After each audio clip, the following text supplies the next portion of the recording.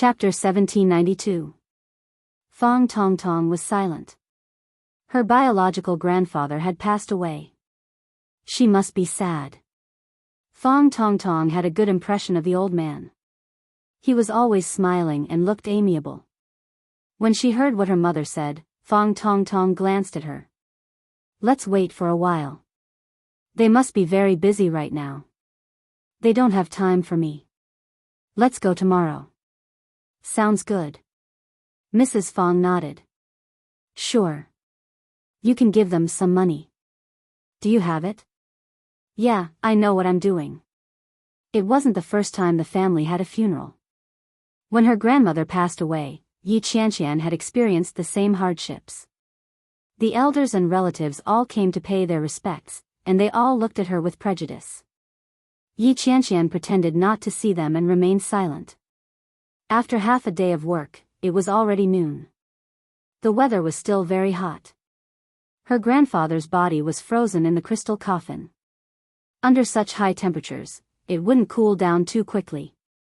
In just one day and one night, Yi Qianqian had the illusion that the door was about to be trampled by people. Tong Tong, what are you doing here? Someone shouted. Yi Qianqian's back stiffened. As expected, when she turned her head, she saw Fong Tong Tong walking in. Fong Tong Tong's face was expressionless. She looked at Yi Qianqian and smiled. Qianqian, I'm here to see you. Yi Qianqian felt a little sarcastic. See me? See how I'm doing after my relationship with my boyfriend was ruined? At the same time, the people around them also looked over. There was bound to be a lot of people coming and going when the family held a funeral. Yi Qianqian glanced at them and nodded her head, pretending to be calm. Thank you. Is there anything I can help you with? No. If you really want to help me tidy up the inside. There are too many things, and many people have used them. I don't have time to tidy up now. Fong Tong Tong felt like she was being ordered around, but she didn't show it on her face.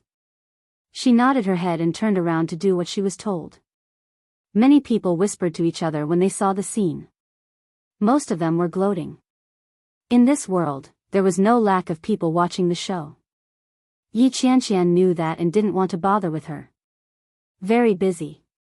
Yi Qianqian didn't know what she was busy with. She didn't know whether it was entertaining guests or other miscellaneous matters. She found it very troublesome. Qianqian. Fong Tong Tong walked over to Yi Qianqian. The room had blocked off all sounds from the outside world. What's the matter? Yi Qianqian sat lazily on the stool, not even looking at her. I want to apologize to you. I didn't know that the rumors outside would spread like this. You know, these words can't be said by me. It's just a rumor. How could such an exaggerated thing be possible? Yi Qianqian glanced at her lazily and sneered, I know it's just a rumor. Old Shen isn't blind. How could he possibly like you? When Fong Tong Tong heard that, she looked at Yi Qianqian and gritted her teeth. Yi Qianqian, don't go overboard. I know what kind of person you are, and you know what kind of person I am. I'm only apologizing to you because I feel sorry for you. You have such a foul mouth. Pfft. Yi Qianqian burst out laughing. You're such a smooth talker. Are you with Shenjilia? Chapter 1793. Since you insist on doing this, I won't say anything else. The truth and the lie were separated by a single thought. Yi Qianqian would never know that she was so close to finding out the truth of the matter. Fong Tong Tong turned around and clenched her fists without looking back. She quickly walked out. Yi Qianqian looked at Fong Tong Tong's back and found it ridiculous. Fong Tong Tong. Fong Tong Tong stopped in her tracks and turned around to look at Yi Qianqian. Yi Qianqian's eyes were cold. You'll get your comeuppance. Fong Tong Tong was dismissive. Thank you for your kind words. Fong Tong Tong felt upset when she left Yi Qianqian's house. I'll get my comeuppance. I'm not the only one at fault in this matter. If Yi Qianqian hadn't trusted Shenjilia enough, I wouldn't have had the chance to take advantage of the situation. Most importantly, I didn't succeed in entering the relationship. Yi Qianqian was so convinced. This could only mean that their love couldn't stand the test of time. Who was to blame? From another perspective, Yi Qianqian and Shenjilia had to thank Fang Tongtong. They thought that they could talk about marriage, but in reality, it couldn't stand the slightest bit of wind and rain. It was good that they broke up. At least they didn't have to stay together and torture each other. Fang Tongtong was furious. The more she thought about it, the more she felt that she was right. From Fang Tongtong's house to Yi Qianqian's house, they had to pass through a small forest. The small forest was a forest that was heavily cultivated in town. The plants that were cultivated there were very precious. Fang Tongtong was afraid that people would think that she was there to steal wood every time she passed by. However, this path was a shortcut. Although it was a little remote, it still saved her a lot of time. It was raining that day, so the surroundings were wet. A gust of wind blew, and the surrounding small trees rustled. Fang Tongtong shivered from the wind. She felt like she was freezing. Suddenly, a strange sound came from behind. Fang Tongtong suddenly felt a little creeped out. She had just returned from Yi Qianqian's house. There was a dead person in her house. You'll get your comeuppance. Yi Qianqian's sinister voice seemed to ring beside her ear. Fang Tongtong felt uncomfortable all over. Don't tell me he's already here. Fang Tongtong hugged her arm and was about to make a run for it when a huge force suddenly came from behind and pulled her back. Fang Tongtong's eyes widened. At the same time, she shrieked, "Ah!" Before her voice could travel far, Fang Tongtong's mouth was covered.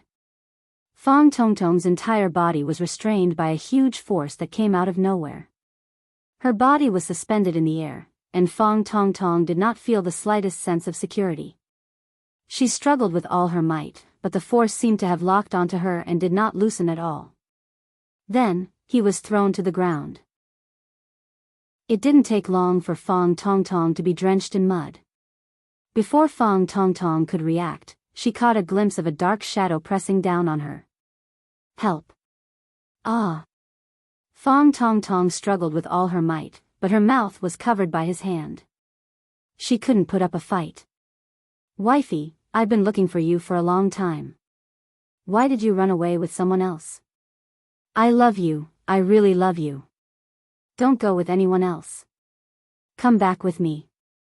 Ha, A middle-aged man's voice rang in her ears.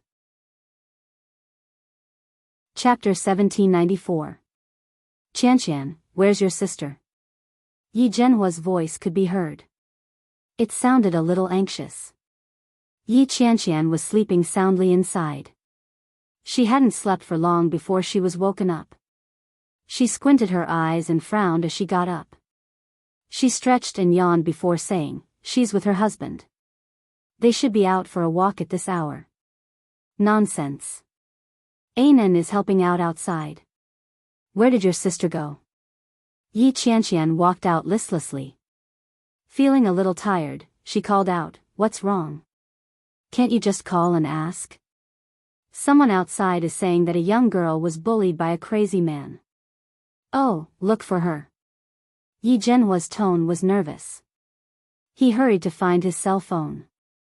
Just as he was about to make the call, Yi Yuyu's voice came from behind. What's wrong? Yi Yuyu walked over. Her belly was slightly bulging. She looked very pregnant. Li Jinan was right behind Yi Yuyu. Although he couldn't understand what they were saying, he could tell that Yi Zhenhua was very nervous. He asked, "Dad, were you looking for us?" Yi Zhenhua saw that Yi Yuyu was there and breathed a sigh of relief. He said, "It's good that you're here. It's good that you're here. You scared me to death.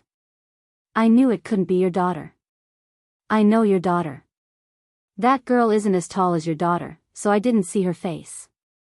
But, she was crying so miserably." Third granduncle Yi came over. He seemed to be in good spirits, but his small eyes were burning with the flame of gossip, which made people feel like laughing. Yi Qianqian pursed her lips and asked, "Were you scared by the crazy man?" If she could be mistaken with us, she should be very old. How could she be so useless?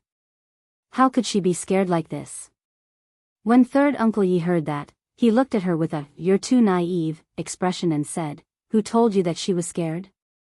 She was bullied. As he spoke, he seemed to feel a little ashamed. He whispered, "In the woods, on that forest path. She was dragged in. Don't you think she was crying?" Yi Yuyu opened her eyes and asked in Mandarin, "Could she have been?" Third great uncle turned his head away with an unbearable expression and waved his hand. "This girl is really a little unlucky. Of all people, she just had to run into that lunatic." Lunatic? Yi Qianqian's curiosity was piqued. "Who's the lunatic?" "There was a young man called Wang Jincheng. He was about the same age as you. Do you remember him?" "Ah, that's him. The one who moved here from the neighboring town. He's my classmate." "What's wrong?" "It's that father of hers. His brain was broken by someone, and he would recognize anyone as his wife. I'm afraid this girl is ruined." Yi Qianqian was shocked. "His father? Isn't that older than my father?" "Almost, but alas, his mind is not clear." Third uncle waved his hand and said sympathetically, "How pitiful. It's all fate. If you're unlucky, you can't blame anyone else." Li Jinan didn't feel any regret. After all, it had nothing to do with him. Yi Qianqian clicked her tongue and shook her head. "How tragic." Yi Yuyu looked at him curiously and asked, "You can understand it?" "A little." Li Jinan hugged her. "After being married for so long, it's not for nothing." "Oh, that's enough. Stop showing off your love." Yi Qianqian waved her hand. "I'll go help." Chapter 1795. When Yi Qianqian heard that, she stopped in her tracks and looked over. That person was an auntie who lived next door. She was a nice person, but she was very gossipy. Yi Qianqian didn't have any special feelings for this auntie, but she still had to address her as auntie. Did something happen to Fang Tongtong? Ever since Yi Qianqian was young, Fang Tongtong was the only friend she had in this town that was known to the others. Although they weren't on good terms now, they still had many years of friendship. The auntie looked at Yi Qianqian with an anxious and regretful expression on her face. She said, "Yes, yes. Go and have a look. We've already sent her to the hospital." Yi Qianqian was shocked. What? How did this happen? The unfortunate girl they had been gossiping about for so long was actually Fang Tongtong. Fang Tongtong was bullied by a crazy man? How could that be possible? Hey, of all the places this woman could have gone, she just had to take that small path. Usually, no one would go there, but when she walked there today, she was bullied by that crazy B*****starred. She kept bleeding down there, and there were almost a few bowls of blood. As he spoke, he waved his fists in front of her. His expression was exaggerated, and he looked very serious as he gestured. Everyone who saw it was trembling with fear. Yi Yuyu exclaimed, "Why would there be so much blood when it's normal?" Could it be, Yi Qianqian's heart also skipped a beat. Could it be that she had a miscarriage? It had only been 10 days since Fang Tongtong and Shenjilia got to know each other. Could it be that she was pregnant just like that? No, that wasn't right. How could a normal pregnancy happen so quickly? Yi Qianqian felt that there was definitely something wrong. Her brows knitted together tightly. There's still a funeral at home. Don't run around. Yi Zhenhua frowned and tugged at her. He said, "Isn't your relationship with her bad? Don't go. Her mother is unreasonable. She might even think that you're going to see her make a fool of herself. I'll go take a look. I'll be back soon." Yi Qianqian flung Yi Zhenhua's hand away. She went into the house to grab her bag and walked out. "Dad, lend me your donkey."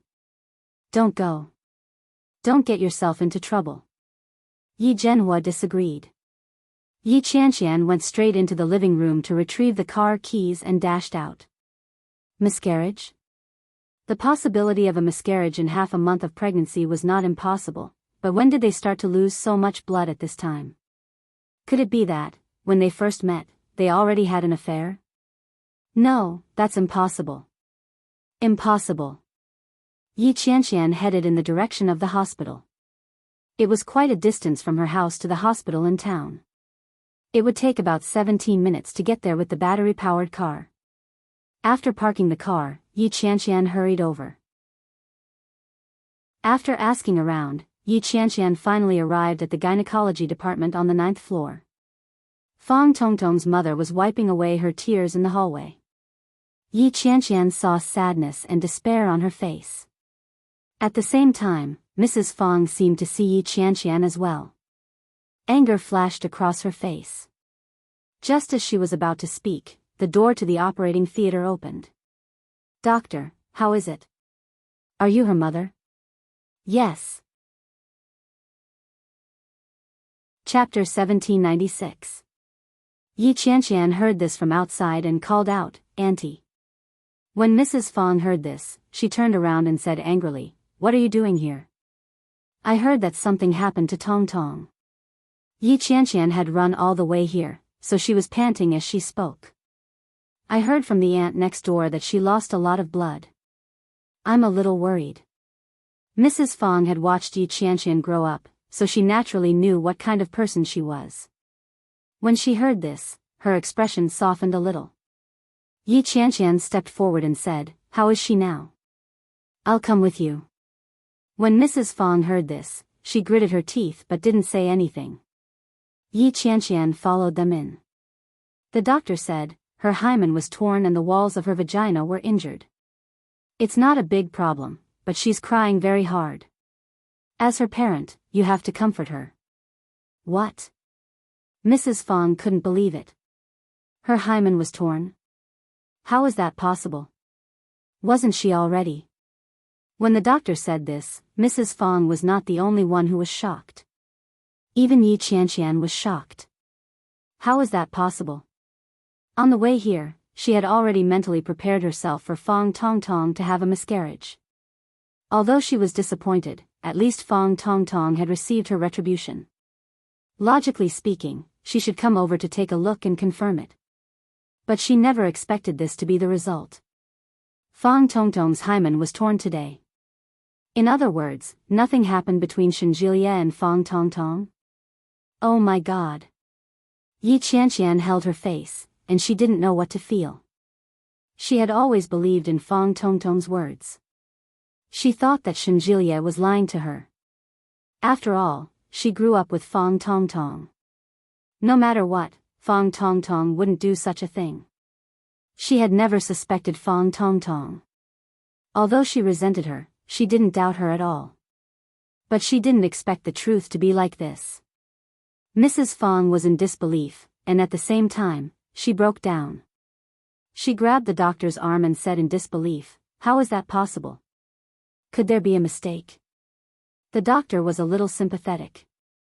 She removed Mrs. Fang's hand and said, "I sympathize with your daughter's experience, but this kind of thing is what it is.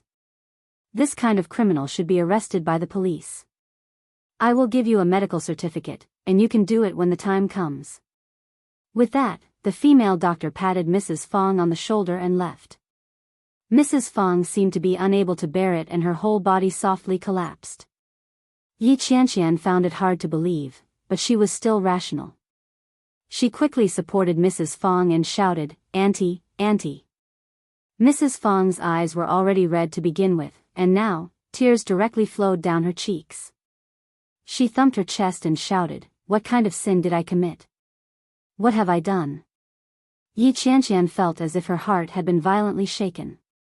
She looked at Mrs. Fang and felt a little upset. "Qianqian, oh, Qianqian." Mrs. Fang looked at Yi Qianqian with a complicated look in her eyes.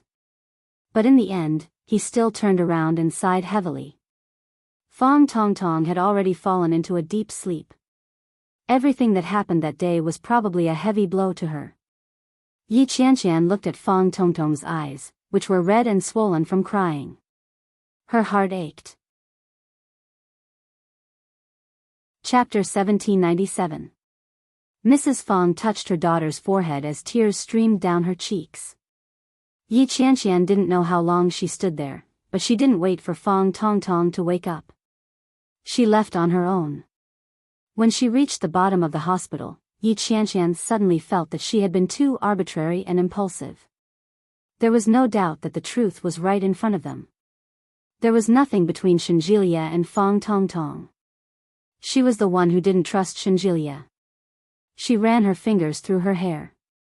All she could think about was what Shenjilia had said that night. Qianqian, I've never done anything to let you down.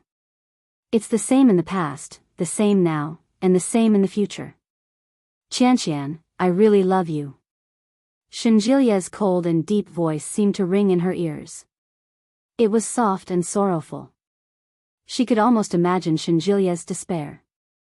This kind of despair seemed to flow from Shenjilia to herself. The sky was misty and somewhat dark and gloomy. An overwhelming sadness engulfed him, and he couldn't stop it. Yi Qianqian felt a lump in her throat as she walked in the direction of her car. Shenjilia, I'm sorry. Grandpa's funeral was held for a few days, and everything was handled by the elders. Even so, Yi Qianqian was still overwhelmed with work. By the time he finished dealing with the matter, a week had already passed. Li Jinnan brought his wife and sister-in-law back to Kingstown.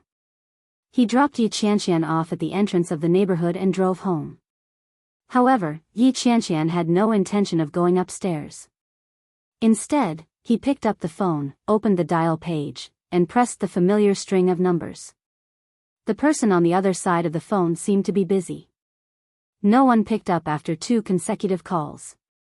Forget it, just as Yi Qianqian was about to hang up, the call was suddenly picked up. Hello. It was a gentle female voice. It sounded like he was younger than her. Yi Qianqian froze when she heard the voice. The woman on the other end didn't hear a reply, so she asked, Who are you looking for?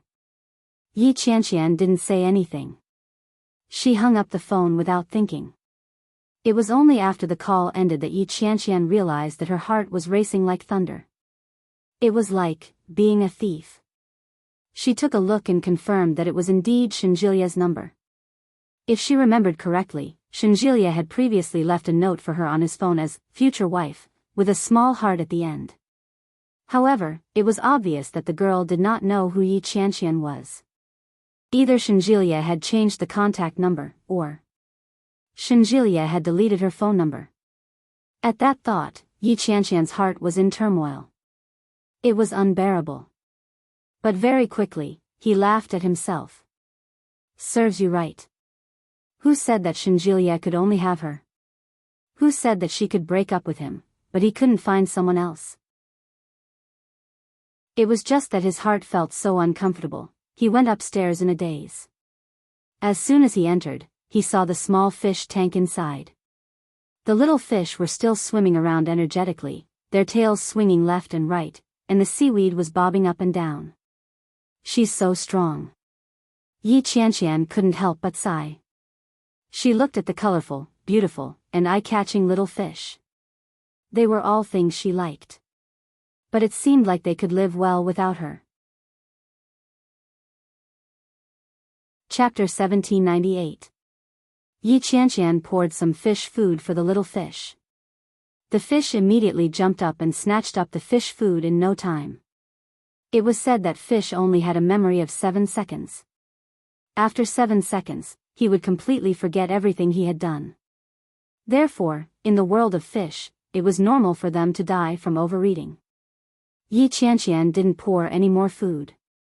Instead, she got up and took a shower. Yi Qianqian didn't sleep the whole night. She tossed and turned in bed. Her mind was filled with thoughts about who the person who had just answered the phone was. Could it really be Shenjilia's new girlfriend? Before she knew it, it was already the second half of the night. Yi Qianqian didn't know what time it was before she finally fell asleep. Due to the recent series of events, she had taken a lot of leave for no reason. Although the chief editor wasn't happy about it, she expressed her understanding. The next day was Tuesday. After Yi Qianqian returned from Yuntown, she had to go back no matter what. When she arrived at the office, it was a battered day. She worked overtime until late at night. Yi Qianqian only came out of the office at 9:30 p.m. For some reason, she didn't want to go home. When she got home, it was empty. There was no one waiting for her, and no one had prepared everything for her return. It was so lonely. After walking around the Connecticut River for a while, he slowly walked back to his house. The next morning, Yi Qianqian got up early. She went for a jog on a whim before going to work. When it was almost time to knock off at noon, she suddenly thought of looking for Shenjilia. On a whim, she wanted to ask who the woman was and why she had picked up his call at that time. The thought came to her without much thought. Yi Qianqian tidied up. Just as she was about to go downstairs, she suddenly felt that her current identity wasn't suitable for such things. However, despite the thought, Yi Qianqian still walked out uncontrollably. There was a subway station downstairs of Eurasian Comics, and Huxin Hospital was also near the subway station. It took her 8 stops to reach Huxin Hospital in 20 minutes. Yi Qianqian walked to the psychology department. As soon as she entered, she ran into Shenjilia's colleague whom she had met once. When Lao Zhou saw Yi Qianqian, he was a little surprised and exclaimed, "Hey, aren't you that?" Yi Qianqian smiled and replied, "Hello, I'm looking for Shenjilia." Lao Zhou smiled awkwardly and said, "You and Brother Shen really broke up?" Yi Qianqian felt a little awkward. She half-jokingly said, "How did you find out? What's your relationship with Shenjilia?" "Ha." Lao Zhou scratched his head. "Brother Shen has been transferred to the capital. He's been there for a few days." Yi Qianqian looked up in surprise. "Back to the capital already?" Lao Zhou saw the look in her eyes and nodded. "Is his hand better? Wouldn't it be bad if he didn't recover from such a serious injury?" When Lao Zhou heard this, he felt a little awkward. He said, "Brother Shen has been in a bad mood for the past few days.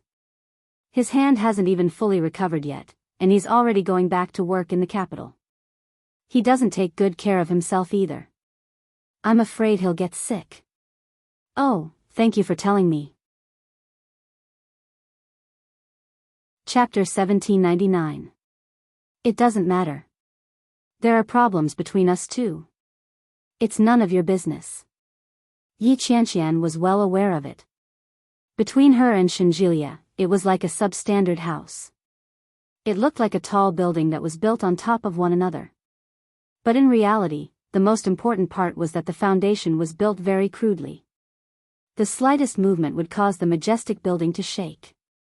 Then, when they weren't paying attention, it would suddenly collapse and seriously injure them. Yi Qianqian was currently seriously injured. Lao Zhou saw that Yi Qianqian was in a bad mood and said, "Sister-in-law, why don't I treat you to a meal as an apology? I'll call Xiao Gu." "There's no need, Xiao Gu is a fresh meat in our department. He seems to be on good terms with the girl who took care of Brother Shen for a few days. It's because he's close to the girl that we misunderstood. At the end of the day, he's the one who's at fault. There's no need." "Thank you. I'm going back. Goodbye." "Sister-in-law, don't call me sister-in-law," Yi Qianqian interrupted Lao Zhou. "I can't accept that. We've already broken up." With that, Yi Qianqian turned around and walked away quickly. Lao Zhou looked at Yi Qianqian's slender and frail figure from behind. He couldn't say a single word. Lao Zhou watched Yi Qianqian's silhouette disappear into the corridor before he picked up his phone and called Shenjilia. In the capital. The moment Shenjilia returned, he was scheduled to attend a few meetings in the hospital. After the meetings, he had a 4-hour consultation session. He was busy for many days without a break. A doctor in the capital hospital suddenly got into a car accident. There was no one to take care of the patients and a bunch of things under his care. The hospitals in the capital were not like those in Kingstown. They were short-staffed and worked at a faster pace. There were even more patients coming to the psychology department. Therefore, the person in charge of the hospital applied to have Shinjilia transferred back. When they heard that Shinjilia had a girlfriend in Kingstown, they thought it would take some effort. They didn't expect Shinjilia to agree without hesitation. While everyone was pleasantly surprised, they also handed everything over to him as a matter of course. It was 12:30 p.m. in Beijing. Shinjilia had been busy for most of the day. When he finally had a hot meal, he received a call from Lao Zhou. When he saw that it was Lao Zhou, Shinjilia wasn't in a hurry. He slowly finished the food in his mouth before he picked up the phone and placed it on speaker. He picked up his spoon again and asked, "Hello? What about dinner?" "Yeah, I just rested." "What's wrong?" "Nothing, I just wanted to tell you that your woman came looking for you just now." Shinjilia stopped eating, and his chewing slowed down. "She doesn't seem to know that you've been transferred back to the capital. She looks much thinner than last time, and she doesn't look very well." Elder Zhou scratched his head and said, "I say, Brother Shen, since both of you aren't happy about breaking up, why did you still want to break up? Isn't it a bad thing to make everyone sad?" "Okay, I got it." "Ah, that's it? What else?"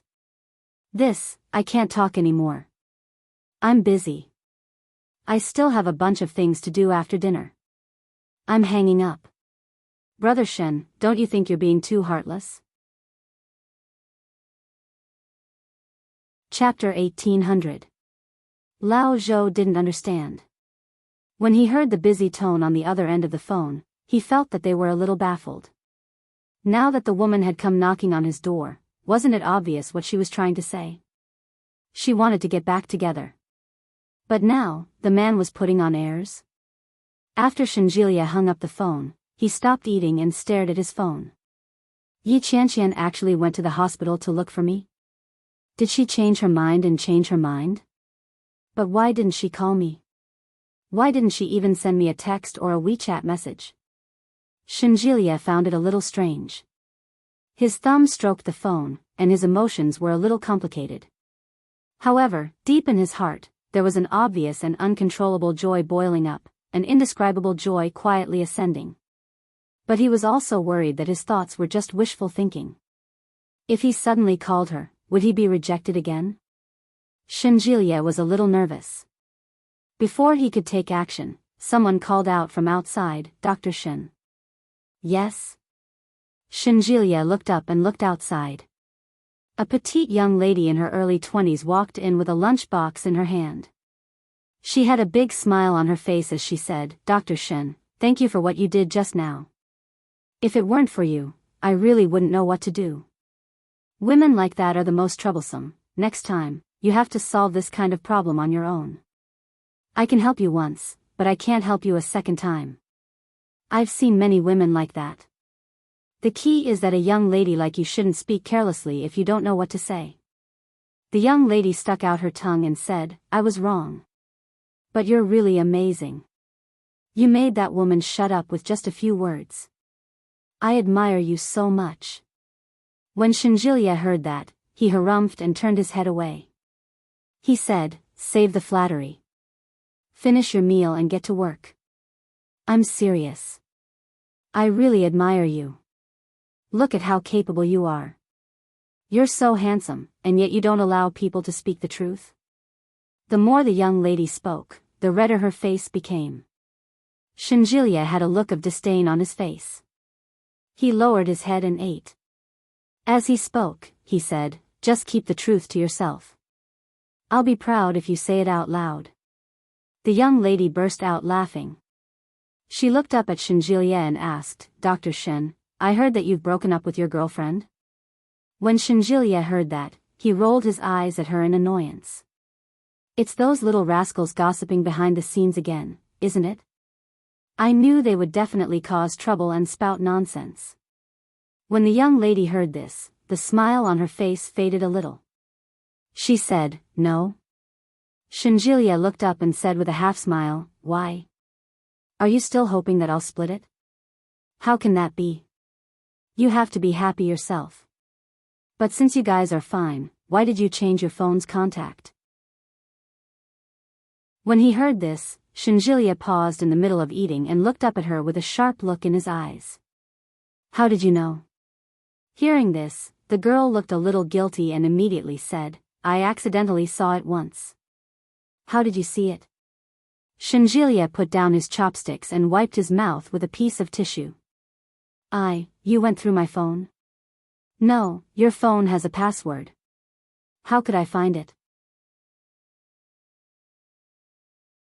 Chapter 1801. He couldn't stop asking questions. A trace of embarrassment flashed across the girl's face. She said, I was just guessing. How can an ordinary person's phone not have a password? Is that so? Shinjilia's face was full of suspicion. Do you think I'll believe you? *CK, what I said is true. It's up to you whether you believe me or not. The little girl stood up and wanted to leave with the lunchbox. Shinjilia narrowed his eyes and said, You're feeling guilty. The little girl's movements paused. She turned her head and said somewhat angrily, Why are you so annoying? Didn't you like me just now? Didn't you say that you admired me? Why have you changed so quickly? You peeked at my phone. Lin Miao Miao, tell me the truth. Lin Miao Miao stomped her foot and replied, Oh no, I didn't. It's just that the last time we were working overtime together, weren't you in the hospital? I went back to the office first and saw that your cell phone was ringing. I took a look at it and saw that the name on it was Yi Qianqian who dumped me. That's how I knew. Shinjilia frowned when he heard that. Shinjilia unlocked his phone and opened his contact list. While he was looking at the record, he also saw other notes in it. There were no changes, but there was no record of Yi Qianqian calling. He placed the phone on the table. Didn't you say that you had a call? What about now? Seeing this, Lin Miao Miao lowered her head and said meekly, I deleted it. How did you delete it? I'll use an AI robot. An AI robot can delete it? Yes, AI robots are very powerful. Alright, I'll give it a try. As Shinjilia spoke, he picked up his phone and pressed the middle button for a few seconds before saying, Siri, help me delete Lin Miao Miao's contact number. When Lin Miao Miao heard this, her heart raced like thunder. The phone quickly replied, Sorry, I can't delete any contact information. Hearing this, Lin Miao Miao's face turned even redder. She was so embarrassed that she could die. But in the end, she still stomped her foot and turned to look at Shinjilia. Oh, I can't take it anymore. I'll tell you the truth. Shinjilia leaned back in his chair and looked at Lin Miao Miao calmly. He was all ears. Actually, I've been paying attention to you ever since you came. Although I've only known you for a few days, I've heard a lot of legends about you before this. I really admire you, so I like to follow you around. Once, I saw your password, 0126, so you answered her call? Yes. Lin Miao Miao's head was almost buried in her neck. Shinjilia's face was a little dark, and he didn't look too good. Lin Miao Miao felt even more embarrassed. She said shyly, I heard that you were dumped and looked very sad. You're more emotional than before, and your mood and personality are different. So I think it must be this woman's fault, so I wanted to stand up for you. Why are you so nosy? Shinjilia gritted his teeth. You're the one who's going to get me into trouble. Do you know that? Chapter 1802. What right do you have to do this? Shinjilia stood up. His face darkened. Do you know how much trouble you're causing me by doing this? Lin Miao Miao shrank back a little nervously and said, I'll apply to have you transferred out of my office. I'll find another assistant. Shinjilia stood up and picked up his phone. Get out. Dr. Shen, I'm doing this for your own good. You, get out. Shinjilia's face was stern. There was no mercy on his face. Lin Miao Miao had heard rumors about Shinjilia. It was said that this man appeared to be sloppy and rarely got angry, but when he did, few people could withstand it. Moreover, Shenjilia looked like he was serious. Lin Miao Miao didn't dare to say anything more. She hugged her lunchbox and walked out dejectedly. Shenjilia called Yi Qianqian.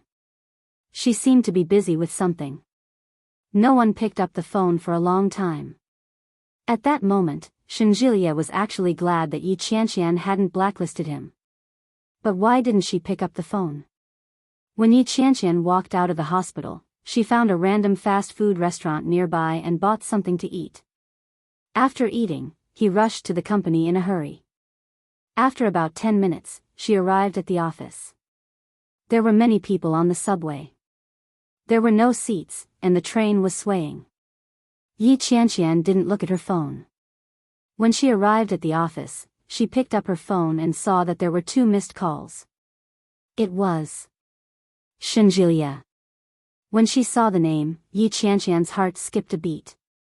It hadn't been long, but Yi Qianqian's palms were already sweaty.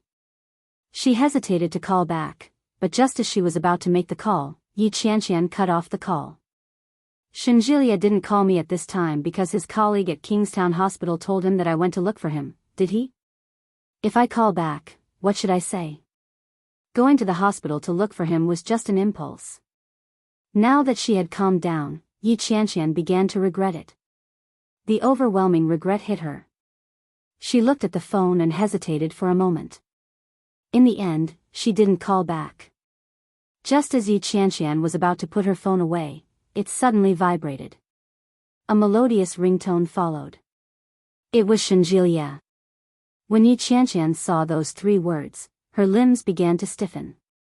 What should I say? After holding the phone for a while, Yi Qianqian finally answered the call. Hello. It was a familiar voice. Although the tone of her voice had changed slightly over the phone, in Shenjilia's ears, it was as melodious as a melody. Yeah, I heard that you went to our hospital today. Shenjilia's tone was calm, and he pretended that nothing had happened. Yi Qianqian felt a little awkward. She felt extremely embarrassed at that moment. But he still pretended to be calm and said, yes, I've been feeling a little uncomfortable recently, so I went to the hospital to have a checkup. I happened to pass by the psychology department and thought that I haven't seen you for a long time, so I wanted to say hello. I see. Shenjilia was a little disappointed. Yi Qianqian's heart raced as she replied, yeah. Why did you suddenly go back to the capital? It was transferred by the hospital. Recently, something happened in the capital and we are short of manpower, so the hospital specially arranged a small assistant for me. So busy? Yi Qianqian's heart skipped a beat. Your assistant is also a doctor, right? Yes, she was an intern, but she's gone now.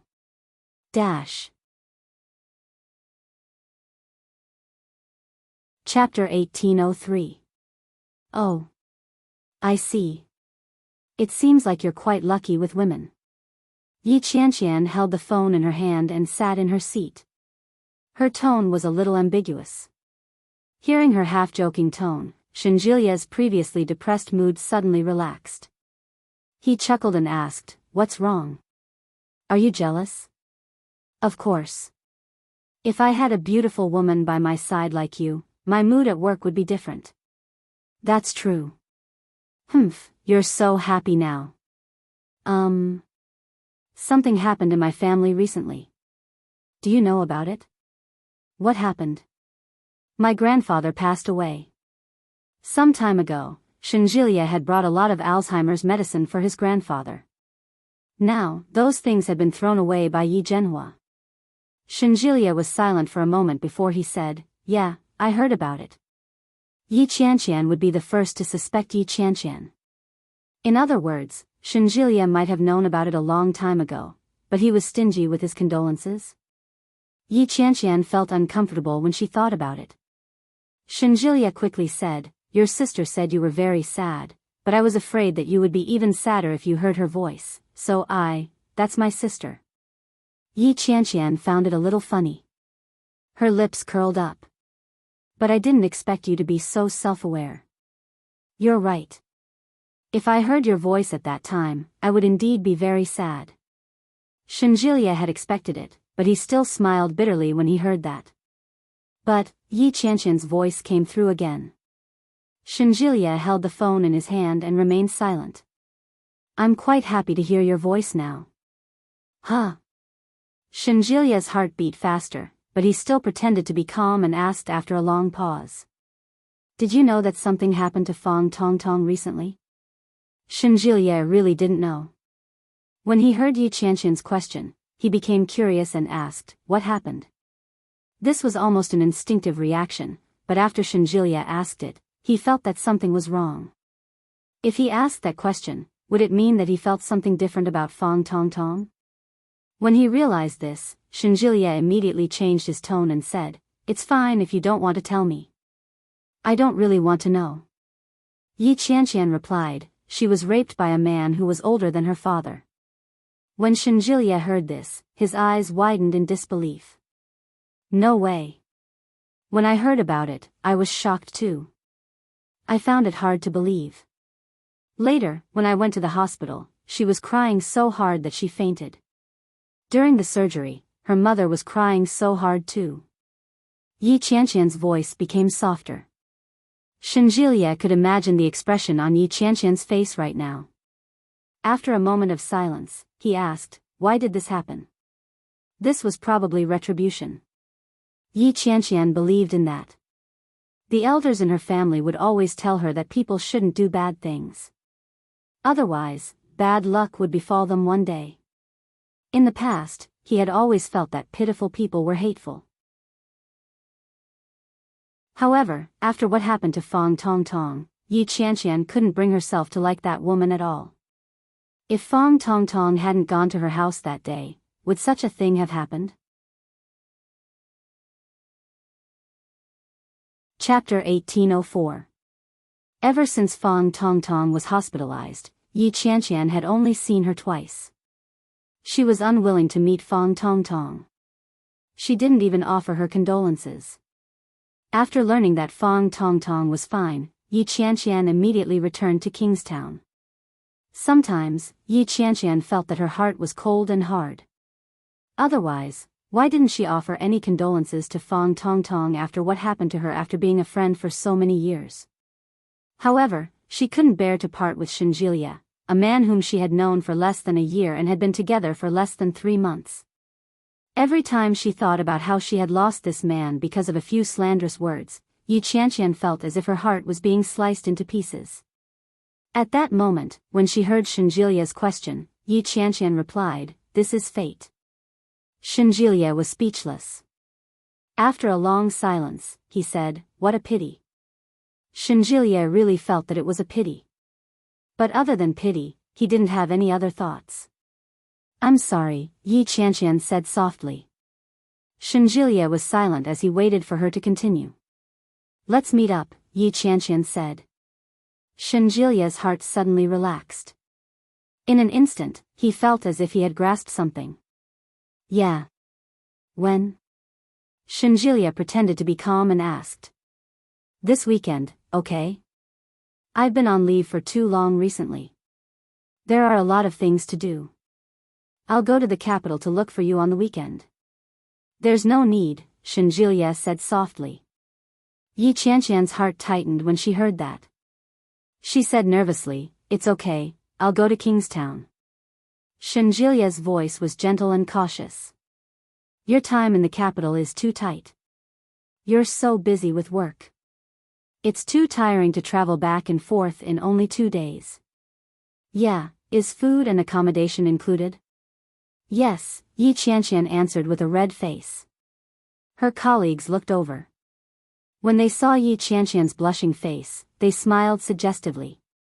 Yi Qianqian saw the gazes around her, and her expression became even more forlorn. Fortunately, they were still some distance away from her. At least they couldn't hear her when she spoke.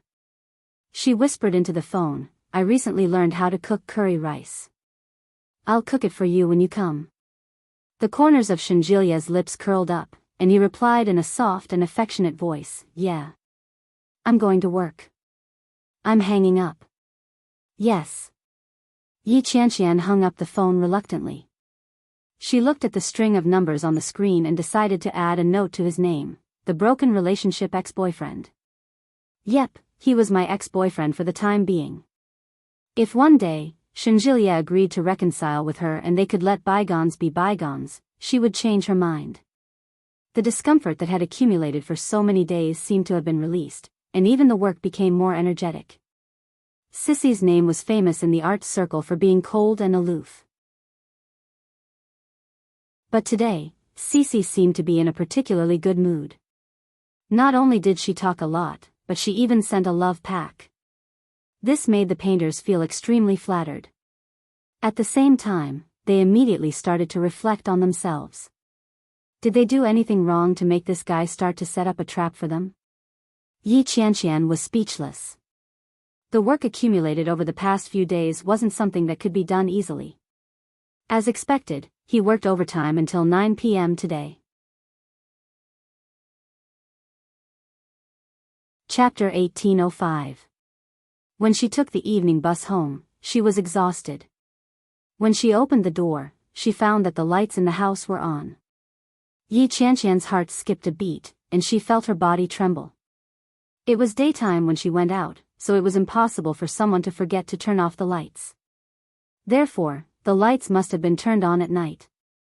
Yi Qianqian's hair stood on end. She stood at the door and stared at the house. She didn't dare to move or go in. However, there was no movement inside. Yi Qianqian swallowed a mouthful of saliva and finally decided to brace herself to walk in. She took small steps carefully. Creak. It was the sound of the door opening. Yi Qianqian was so scared that her whole body almost jumped up. She turned her head and saw a man standing behind her. Shenjilia raised his eyebrows slightly when he saw her stiff expression. When Yi Qianqian saw him, she was a little surprised and said, "You." Shenjilia seemed to have taken a shower. He was wearing a light blue top and beige shorts.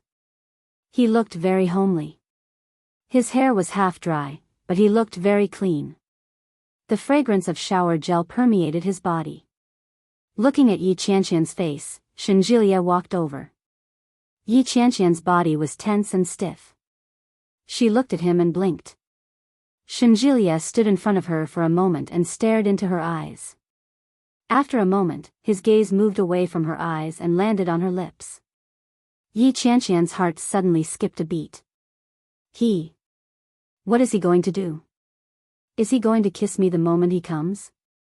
Yi Qianqian's face became hot, and her bare face began to redden at a speed visible to the naked eye. However, Shenjilia's eyes only lingered on her face for a while. Then, he turned around and unintentionally muttered, "You didn't even close the door." As he spoke, he had already walked to the door. Yi Qianqian felt a little embarrassed, and her face became even redder. She clenched her fists in anger, stomped her feet, and gritted her teeth. She shouted, "Why are you here?" There was no sound behind her. When Yi Qianqian turned around angrily, she suddenly bumped into a wall of flesh. Shenjilia's body didn't move. Just as Yi Qianqian was about to retreat, Shenjilia suddenly reached out and wrapped his arms around her, holding her tightly against his chest. Yi Qianqian felt as if her heart had skipped a beat. She almost forgot to breathe. His body tensed up as he stared at Shenjilia's light blue top, not daring to move. "Didn't you ask me to come? Are you trying to play dumb now?" Shenjilia lowered his head and looked at Yi Qianqian's pink face. His eyes darkened.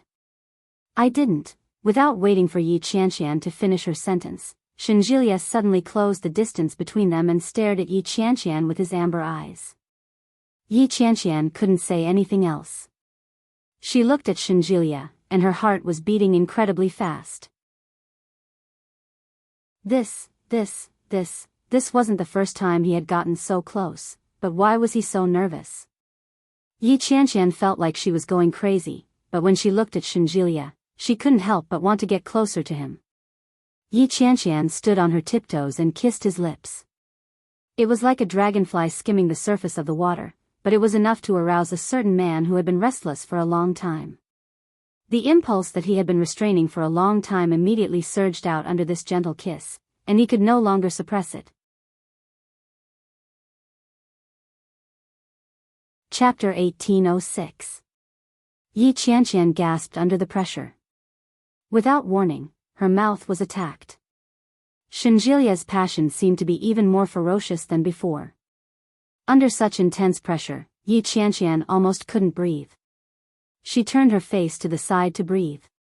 Shenjilia immediately moved away from her lips and used his teeth to tear open her neckline. Yi Qianqian cried out in surprise and immediately covered her chest.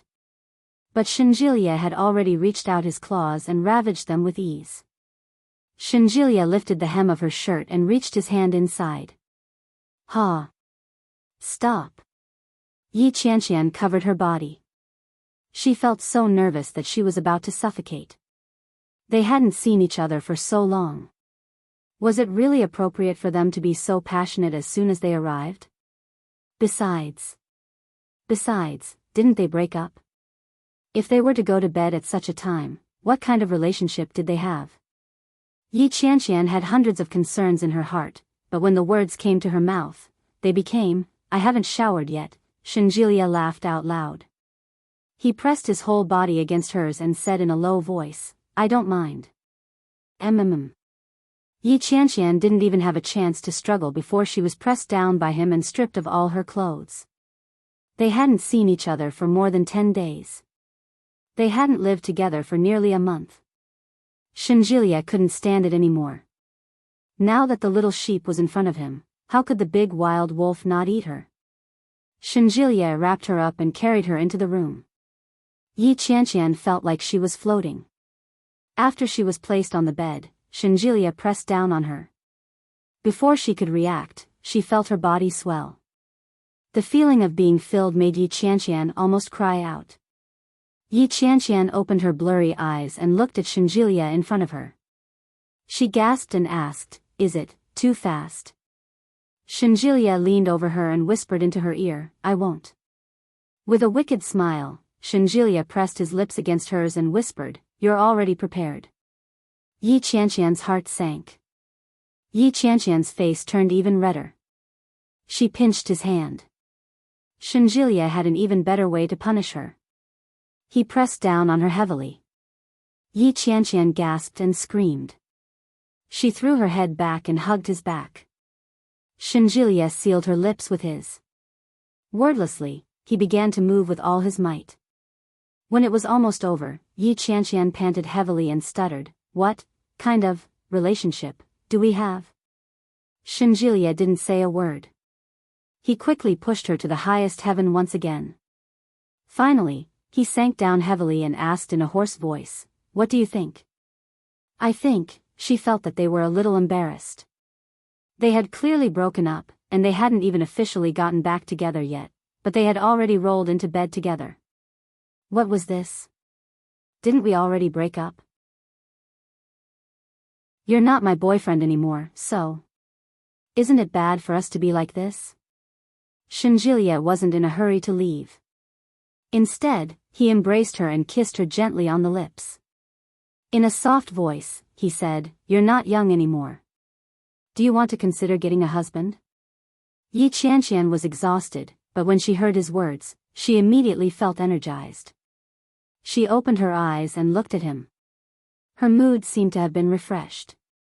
"It's okay if he's not your boyfriend. He can be your husband, the father of your child, and the head of your family in the future." Chapter 1807. Shenjilia gazed at her and raised his eyebrows slightly. Yi Qianqian stared at him and asked, "Are you proposing?" Shenjilia was very sure. His lips tightened as he slowly and confidently said, "This is the last time." What he meant was that if Yi Qianqian didn't agree, he wouldn't bring it up again.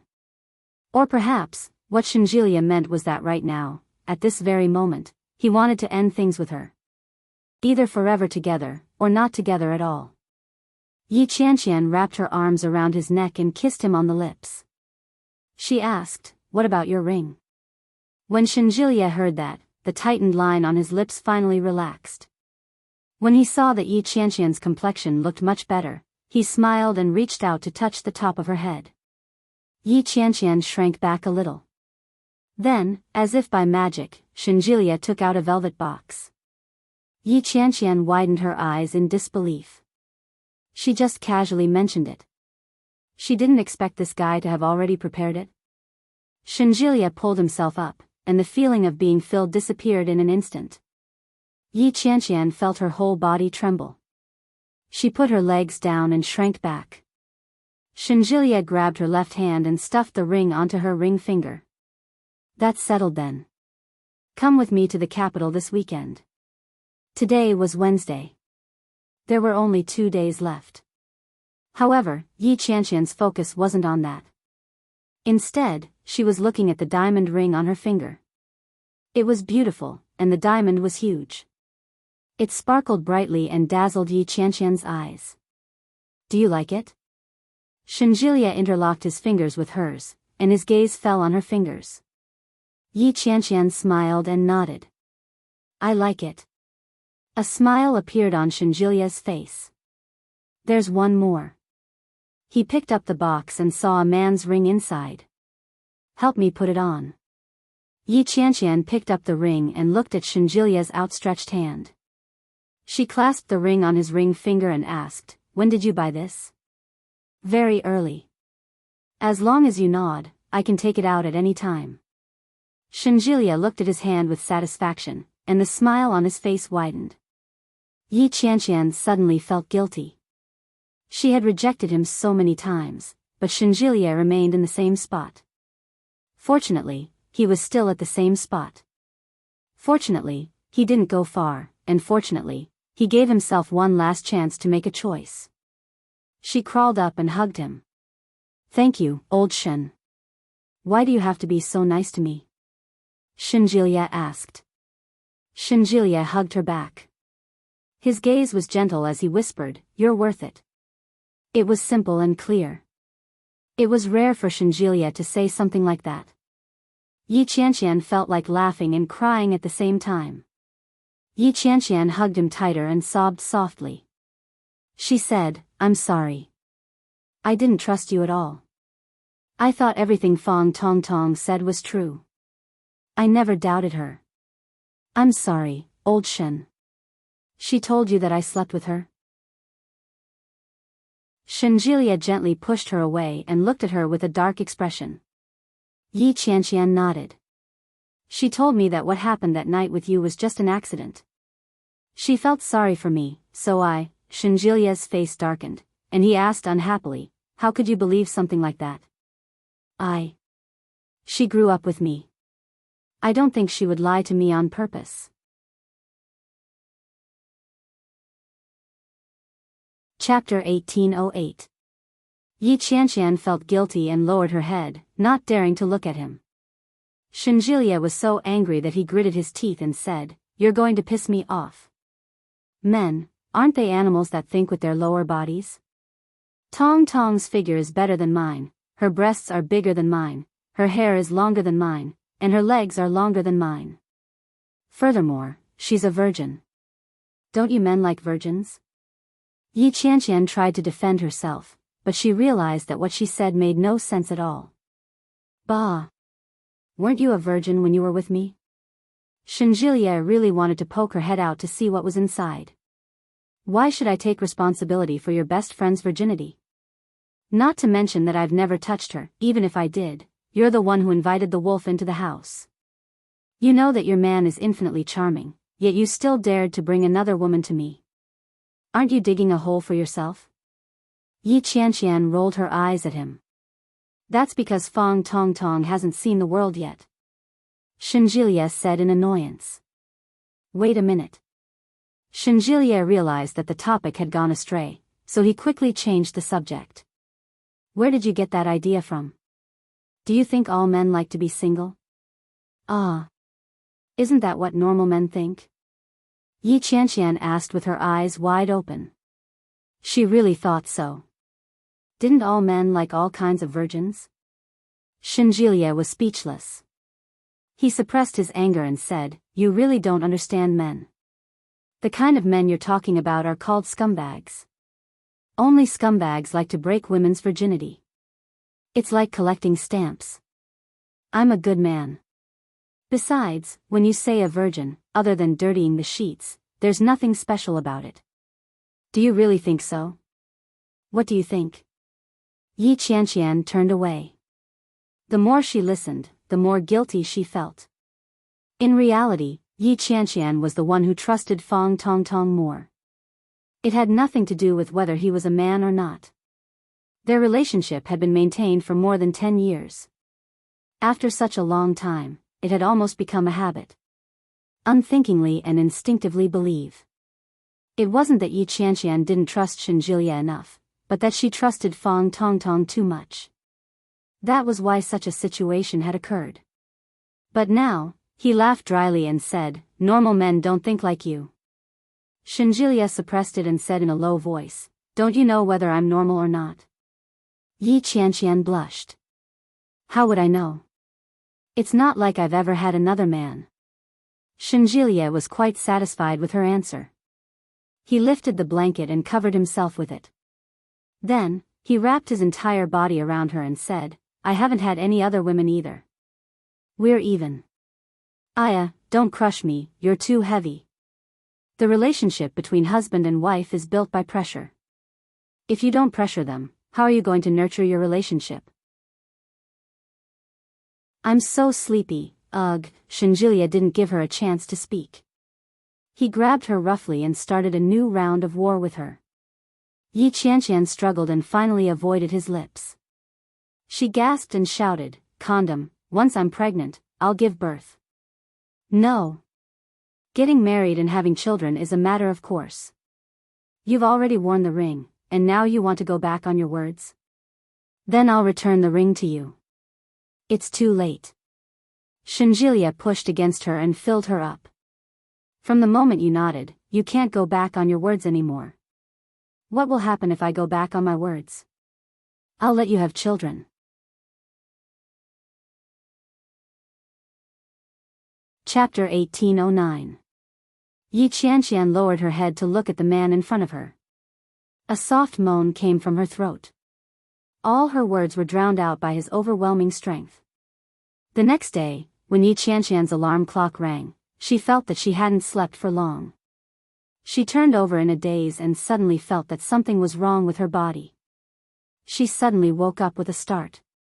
She turned her head to look at her side and suddenly realized that it was Shenjilia. Shenjilia was back. Shenjilia was awakened by her sudden reaction. When he saw her horrified expression, he reached out and hugged her. "Good morning." His lazy voice carried the faint huskiness of a man who hadn't woken up yet. Yi Qianqian's heart skipped a beat. She blinked her eyes. Shenjilia held her in his arms and asked softly, "What's wrong?" Yi Qianqian shrank back and looked down. She saw that both of their bodies were bare. It was like a dream. "Time to get up and go to work. Lie down a little longer." Shenjilia's voice was calm. He rested his chin on her smooth shoulder and gently caressed it. Yi Qianqian felt her skin itch from his caress. She shrank her neck and pushed his face away. "Go away." Shenjilia leaned over and kissed her lips. Yi Qianqian struggled for a while.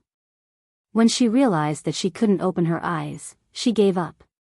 Shenjilia reluctantly held her in his arms. After rubbing against her, he realized that he couldn't stop. Unknowingly, his body had already been contaminated with a body of fire. That originally calm and tranquil body, after a short while, impressively stood upright.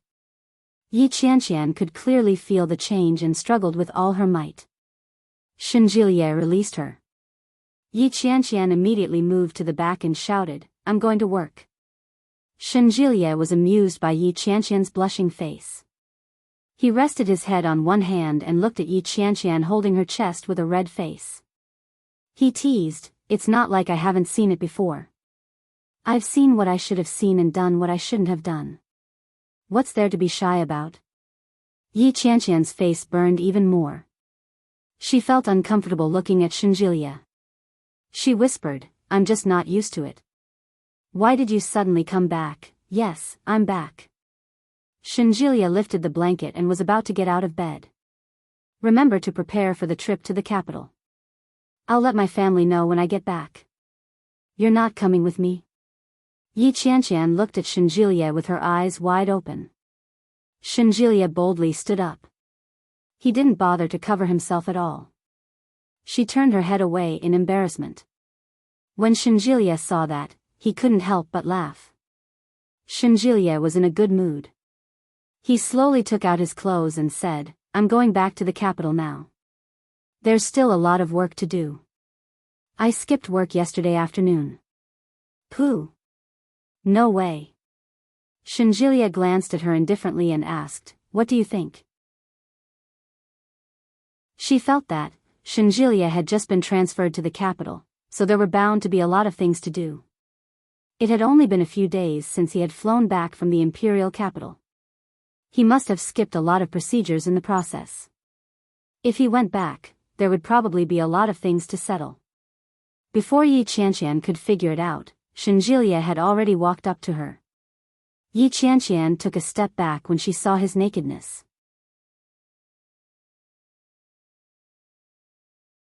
Chapter 18:10. Yi Qianqian looked at him without saying a word. When you said you wanted to meet me, I almost lost my mind. At that time, I still had 2 treatments to do, but I still went to the airport without hesitation and booked the earliest flight to Kingstown. Yi Qianqian's heart palpitated. She looked at Shenjilia, but she felt a little unfamiliar with him. Shenjilia would never say such things in the past. Or rather, Shenjilia would never be so emotional in the past. What's wrong with me now? What's wrong with me today? When I arrived in Kingstown, I didn't call you.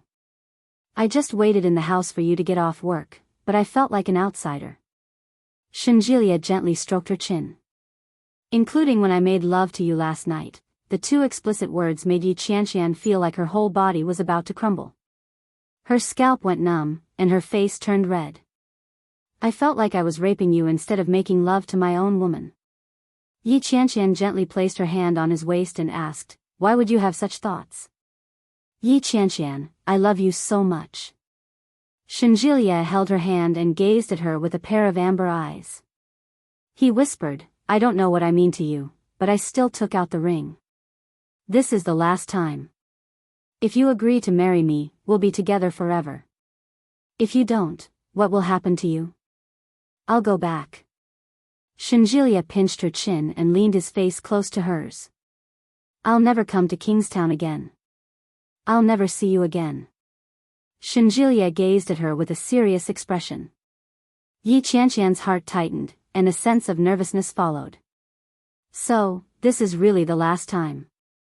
Yi Qianqian held his face in her hands, stood on her tiptoes, and kissed him on the lips. Let's get married. Shenjilia's heart fluttered. He wrapped his arms around her waist and pushed her against the wall. He couldn't help but be entangled with her. The high-quality mattress was shaken by them for a long time before they stopped. Yi Qianqian was late again, as expected. The chief editor stood at the door of the office with an ugly expression on her face and roared, Yi Qianqian, you're getting more and more out of hand. Do you know what you've done? You should count how many times you've been late this month. Don't you know how many days of leave you've taken this month? If you don't finish your work, how am I supposed to raise your bonus? Yi Qianqian didn't dare to speak. She lowered her head. When the chief editor saw Yi Qianqian's behavior, she was filled with anger and said, don't think that you can be willful just because you have the best sales. There are plenty of people with good sales. Don't think that I can't do anything to you just because you've fallen out of love. Yi Qianqian stuck out her tongue and said, well, I got back together with him. They've gotten back together? The editor couldn't believe it. Didn't you say that they broke up? Ahem. Yes, but we can still get back together. You got back together with her yourself? Well. He came looking for me yesterday. Yi Qianqian's face was a little red. She raised her head and glanced at the chief editor. The editor-in-chief saw the obvious hickey on her neck and immediately understood what had happened. His expression darkened even further. So you two reconciled after having sex? Cough, cough.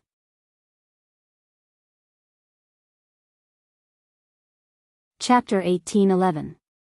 Yi Qianqian shuddered and hurried out of the chief editor's office without hesitation. But just as he was about to step out, he suddenly caught a glimpse of the beautiful sparkling diamond ring on his finger. She immediately turned back and reached out her hand. "I'm getting married soon. Give me your blessings." The chief editor clenched her teeth and almost threw her phone at her. Yi Qianqian quickly ducked and ran away.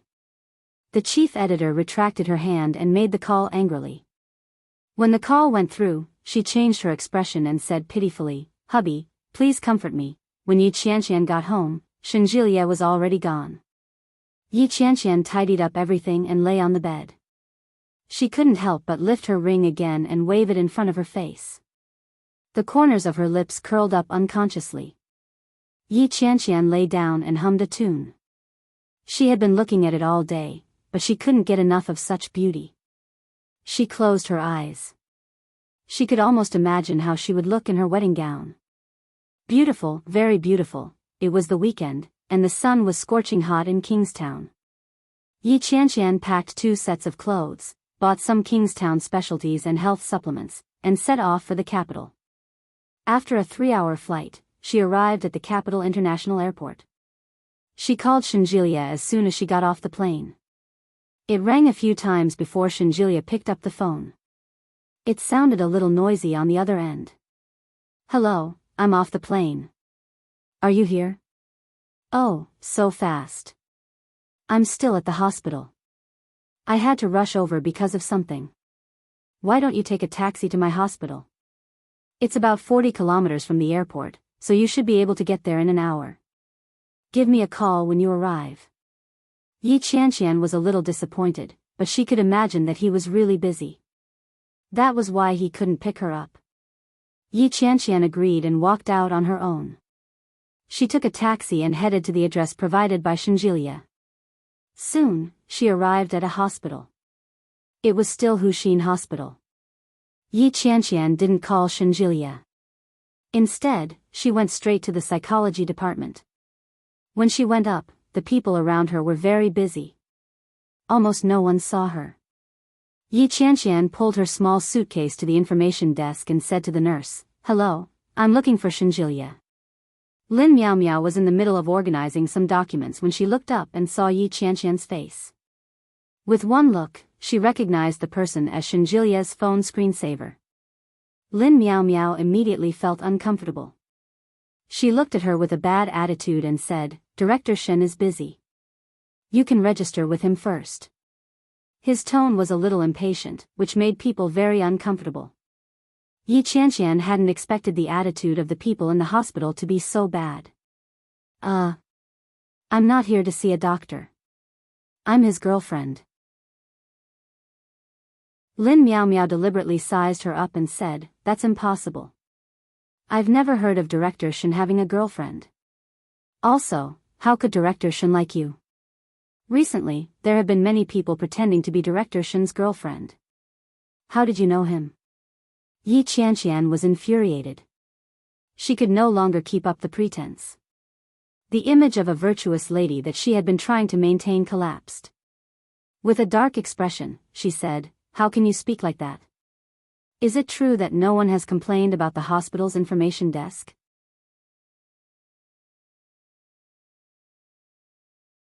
Chapter 1812.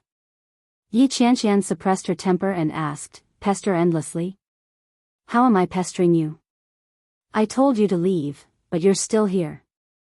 Isn't that unreasonable?" Lin Miao Miao looked disdainful. She lowered her head and pretended to mutter, "Why are there all kinds of people in this day and age? Each one is more shameless than the other." Yi Qianqian's anger flared. At that moment, a man in a white coat walked out from behind her. Yi Qianqian glanced at him and looked at the name tag on the young girl's chest again. She asked, "Your name is Lin Miao Miao, isn't it?" "That's me. My name is Lin Miao Miao. You want to file a complaint against me, don't you? Go ahead. Let's see what you're going to do. Is the attitude of the people in your hospital so bad? Why is the difference between Huxin Hospital in the capital and Huxin Hospital in Kingstown so big? I told you to register if you're sick. Aren't you annoying? You're the one who's sick. I said I'm here to look for Shinjilia. Shinjilia doesn't want to see anyone. Leave. Yi Qianqian was filled with anger. She looked up at the man behind her and said, I'm Shinjilia's girlfriend. When Lin Miaomiao saw Yi Qianqian looking behind her, she immediately turned around. Her heart skipped a beat. The man glanced at Lin Miaomiao, but he still walked up to Yi Qianqian and said, So, it's you, sister-in-law. Brother Shen just told me to take you to his office. Come with me. Is that so? Yi Qianqian raised her eyebrows slightly. Her gaze shifted to Lin Miaomiao. Since Shinjilia told you, wouldn't the nurse at the information desk know even more? Yes, Director Shen just told us. As he spoke, the man looked at Lin Miaomiao and said, Didn't Director Shen just tell you that his girlfriend would be coming and he asked you to treat her well? What's wrong with you now? Lin Miaomiao turned her head and said, How do I know if it's real or fake? If I have to entertain everyone who pretends to be Director Shen's girlfriend, won't I die of exhaustion? That's why you scold everyone who comes looking for Shinjilia for being sick. You even accuse them of being unreasonable and calling them ugly in a roundabout way. You even invert the truth and pretend that you don't know anything. Do you have a grudge against Shinjilia? Yi Qianqian looked at Lin Miaomiao without the slightest hint of politeness on her face. You're just a nurse at the information desk. Are you sure you won't get a complaint if you treat a patient this way? What nonsense are you talking about? When did I do these things? Don't accuse me. The man was well aware of this. His expression did not look too good as he said, Lin Miaomiao, you're representing the entire hospital's image by sitting here. Don't you even want to protect the hospital's image now? Dr. Li, I didn't. You know very well whether I have it or not. Yi Qianqian's expression was cold. If it doesn't work, I'll just take a look at that thing. As she spoke, Yi Qianqian pointed at the thing above her head. Lin Miaomiao and Dr. Li both looked up. It was a probe. Lin Miaomiao's expression changed. She said, Are you deliberately going against me? You know very well who's going against whom. Young lady, you're still young. You must not have heard of this saying, have you?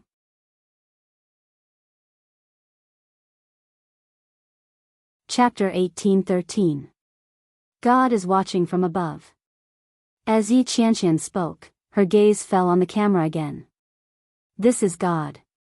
What exactly does he look like? We'll find out when we get to the surveillance room later. Lin Miaomiao felt guilty. She looked at Yi Qianqian's angry expression and asked, What exactly do you want? I should be the one asking you that. Yi Qianqian looked at Lin Miaomiao and finally turned her head away. She pulled her suitcase and looked at Dr. Li. Where should I go to wait for my boyfriend? Dr. Li was a little embarrassed, but he still turned around and said, Come with me. Yi Qianqian didn't even look at Lin Miaomiao. She followed Dr. Li into the office. Shinjilia's office was very clean and very tidy. All the documents were stacked together, but they were labeled and bookmarked in a very organized manner. Yi Qianqian took a look at them. The handwriting was very beautiful and vigorous. It looked like they were just some casual notes. There was a stack of books on the desk in the office. Next to the books was a photo frame. Shinjilia was holding a woman in his arms and smiling brightly. It was a photo taken when they were in Venice. In the background, there were beautiful blue splashes of water. After the ripples, there were white clouds that contrasted against the beautiful and clean blue sky. When Yi Qianqian saw the photo, the corners of her lips curled up. She picked up a tissue and wiped the dust off it. It was really beautiful. Yi Qianqian stared at the photo. Then, she looked around in boredom as she waited for Shinjilia to return. However, Shinjilia seemed to be a little busy. Yi Qianqian sat in his office for about half an hour before Shinjilia finally returned. He had a mask hanging from one ear. He was looking at the medical records in his hands. As he walked, he said something to a nurse beside him. The nurse looked very young. She was probably in her early 20s. There were some pimples on her face. As she listened, she lowered her head and took notes seriously. Suddenly, Shenjilie raised his head. After glancing at Yi Qianqian, his eyes curved. He turned to his assistant and said, "That's all. Keep an eye on it for the next 2 days. If there's anything you don't know how to handle, you can ask Shaoli and Xiao Zhou. I won't be coming over tomorrow. I might have to take a few days off in a few days. Ask Xiao Zhou to keep an eye on it." The young nurse nodded repeatedly. "All right, Chief Shen. I understand." As she spoke, the nurse seemed to notice Yi Qianqian's presence. She glanced at her and nodded with a smile. Yi Qianqian was the same. After a slight smile, the nurse carried the documents that Shenjilie had handed over and left. Shenjilie closed the office door and walked to his seat. Yi Qianqian sat in his chair. She stared at him as he walked toward her and blinked. With a table between them, Shenjilie bent down slightly. He cupped her chin with one hand and kissed her gently. "Wait for me. I'm going to get changed." "All right, go ahead." Shenjilie propped himself up and took off his white coat as he walked inside. About 5 minutes later, Shenjilie walked out. After changing into a new set of clothes, he felt refreshed and comfortable.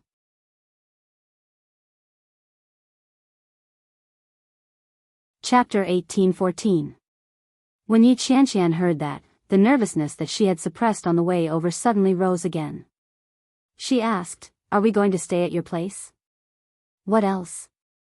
"I don't think that's a good idea. Isn't your family here? If not, where do you plan to live?" Shenjilie glanced at her from the side and said faintly, "Am I supposed to let my woman stay in a hotel when she's here to meet my parents?" When Yi Qianqian heard this, she suddenly felt powerless to refute it. Shenjilie held her in his arms and boldly walked forward.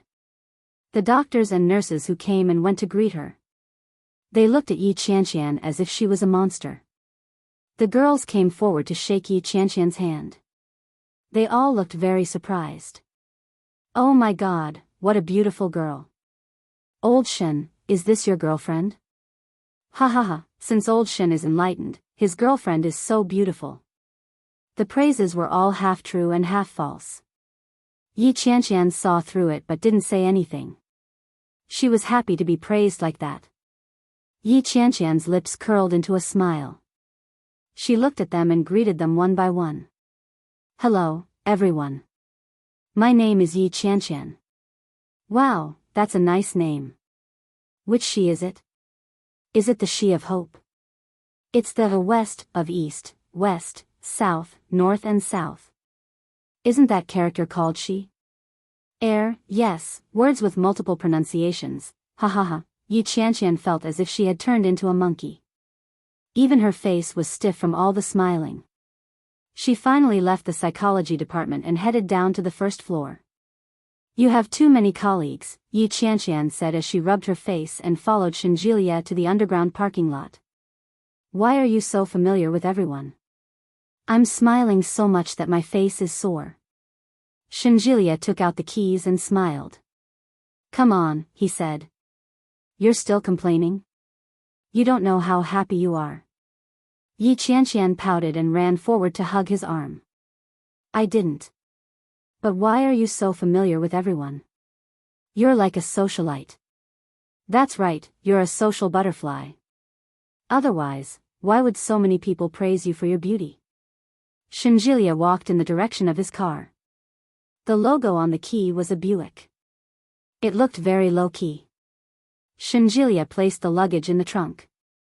Yi Qianqian opened the door and sat in the front passenger seat. She asked, "Is this car yours?" "It's my grandmother's." "Take it out and open it." "Your grandma can drive?" "She's so good." "Of course, my grandma is very advanced. When she heard that you were coming today, she prepared a lot of things for you." Yi Qianqian became even more nervous when she heard that. She looked at Shenjilie and couldn't help but ask, "What is it?"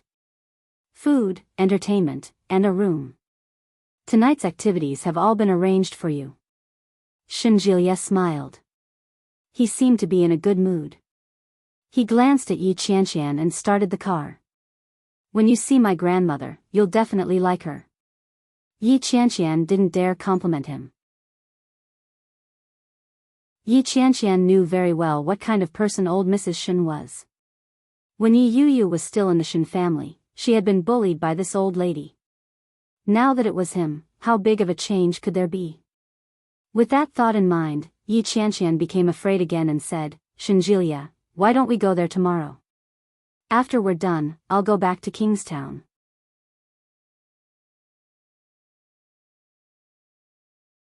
Chapter 18:15. In the future. We'll talk about it in the future. Yi Qianqian's voice grew softer and softer. She looked at Shenjilia's expression and stuck out her tongue. My sister married into your family. It's not like you don't know how your grandmother treated my sister. I think I should be more careful. When Shenjilia heard that, he felt both exasperated and amused. He retorted, how can that be the same? My brother and your sister had an ill-fated relationship. With that kind of relationship, there's no way they could have gotten married. How can you compare our situation to that of my brother and your sister? Why not? By the way, if your grandmother finds out that I'm Yi Yuyu's older sister, will she have a problem with me? She won't, Shenjilia said as he drove steadily. I've already spoken to Grandma. She knows who you are. Really? Of course. Otherwise, did you think I would bring you back just like that? Shenjilia was a little smug. He looked at the front of the car and slowly turned a corner. My parents are both at home. They've been wanting to see you. Don't be nervous later. Just talk normally and act like you normally do. Don't be shy. My grandmother and mother are very playful. My father may be a little more serious, but he's also easier to get along with. What about your brother? My brother isn't at home. It's okay. Even if he's at home, you don't have to worry about him at all. He doesn't know you to begin with. Perhaps when he sees you, he'll only think that you resemble Yi Yuyu a little. Haha. You really underestimate the relationship between me and your brother. I almost got into a fight with him. Have you forgotten? Shenjilia finally remembered after being reminded by Yi Qianqian. It seemed that, when Shen Manting had first gone missing, the smell of gunpowder between Shen Luo and Yi Qianqian had been quite strong. Although the matter had been resolved perfectly in the end, if the two of them were to meet now, it would definitely be a little awkward. Shenjilia smiled. Can you beat him? This guy looks gentle and weak, but he's actually quite skilled. Can you beat him? Me? Shenjilia laughed. Of course I can. If I can't even beat him, wouldn't I be too weak? Then why did you say that he's skilled? Tisk. It's more than enough to deal with you. Why do you have to deal with me? If you want to deal with someone, deal with my man. Yi Qianqian said matter-of-factly. The smile on Shenjilia's face widened. He nodded his head and exclaimed, You're finally enlightened. But I don't think I bought anything particularly good. Will your mom and grandma think my gift is shabby? What did you buy? I bought a set of skincare products for your mom. It's called Sea Blue Mystery or something. I don't really understand it, but I heard that mom uses it very well. I bought a ginseng for your grandma. My dad gave me the ginseng, and it's said to be 100-year-old ginseng. I also bought a bottle of wine for your dad. It's also made by my dad. He said it's 100-year-old wine. Shenjilia was surprised. He looked at her and asked, Is that all you've packed in your suitcase? I also have a change of clothes. I didn't bring anything else.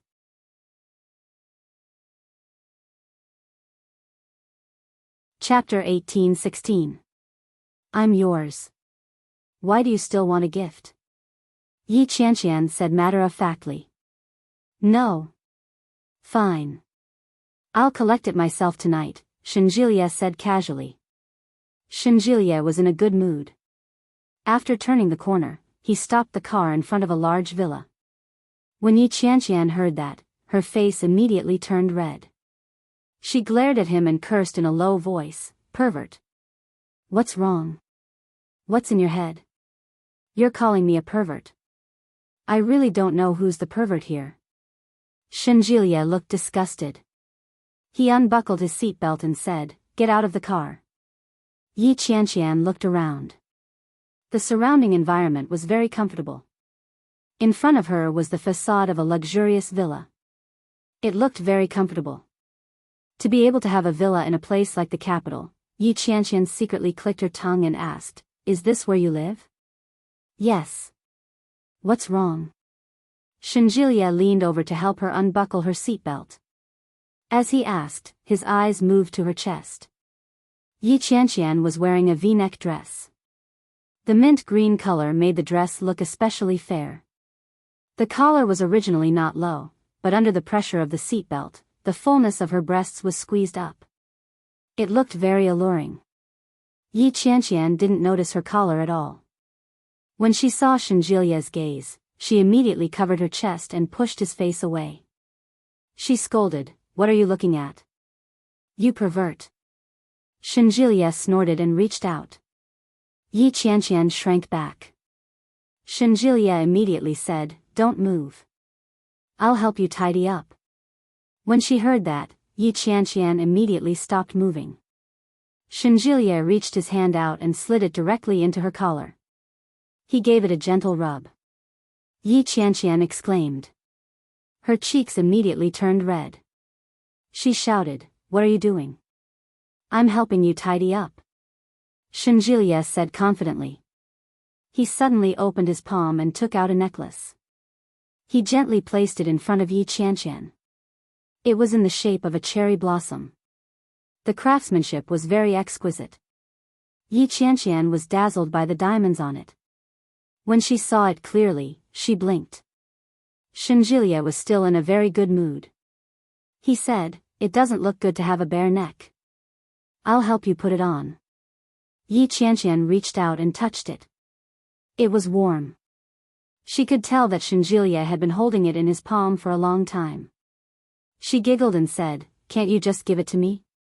Am I not direct enough?" Shenjilia's cheeks were a little red, but he maintained a serious expression and said, "Here, I'll put it on for you." Yi Qianqian leaned over, and Shenjilia unbuttoned it and put it on. Yi Qianqian's skin was fairer. When she put on the rose gold necklace, Shenjilia felt that the woman in front of him was even more beautiful. Feeling pleased with himself, Shenjilia opened the car door and said, "Let's go." Yi Qianqian became even more nervous. When she saw Shenjilia get out of the car, she opened the door as well. Just as Shenjilia retrieved his luggage and was about to bring her in, Yi Qianqian sensed that someone was watching her.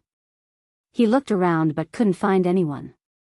Old Mrs. Shen stood on the second floor. The curtains next to the floor-to-ceiling windows were lightly drawn, perfectly concealing the old lady's aged but spirited body.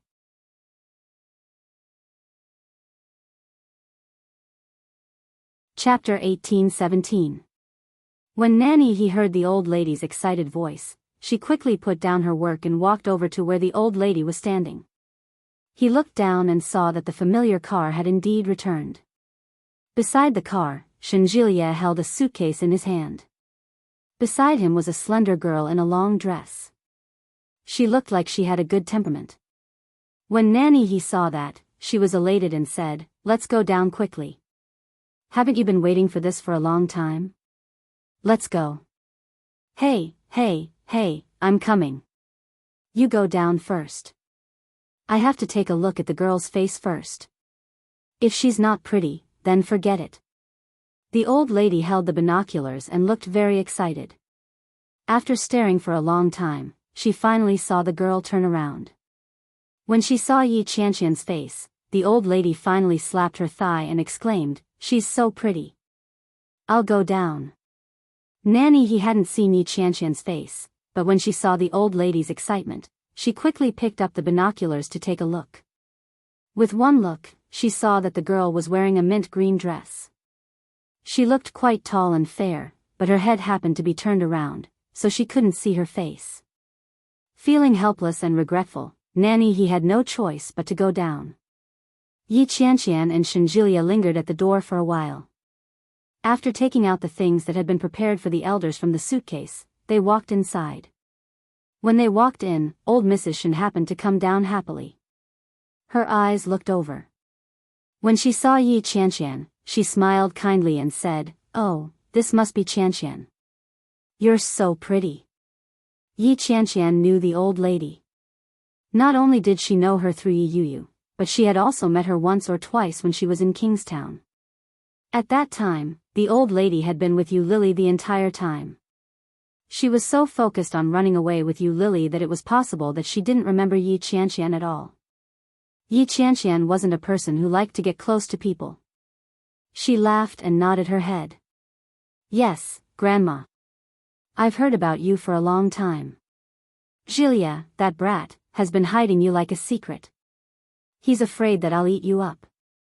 As the old lady spoke, she glared at Shenjilia with a pair of reproachful eyes. Then, she stepped forward and took Yi Qianqian's hand affectionately.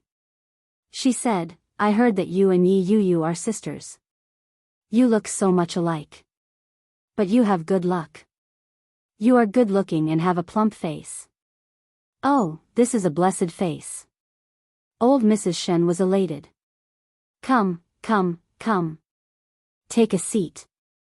Jilia, pour some tea." Yi Qianqian was a little embarrassed by the compliment. She subconsciously glanced at Shenjilia. Shenjilia, on the other hand, was smiling. He seemed to be in a good mood. When he turned around, he had already served the tea. He studied Yi Qianqian's face and remarked, "They really look alike. They're practically carved from the same mold as Yuyu. They're like twins." "Ahem. We are twins, yes, but we are fraternal. She looks more like my father. Do you look more like your mother?" This was the first time Shenjilia had heard of it.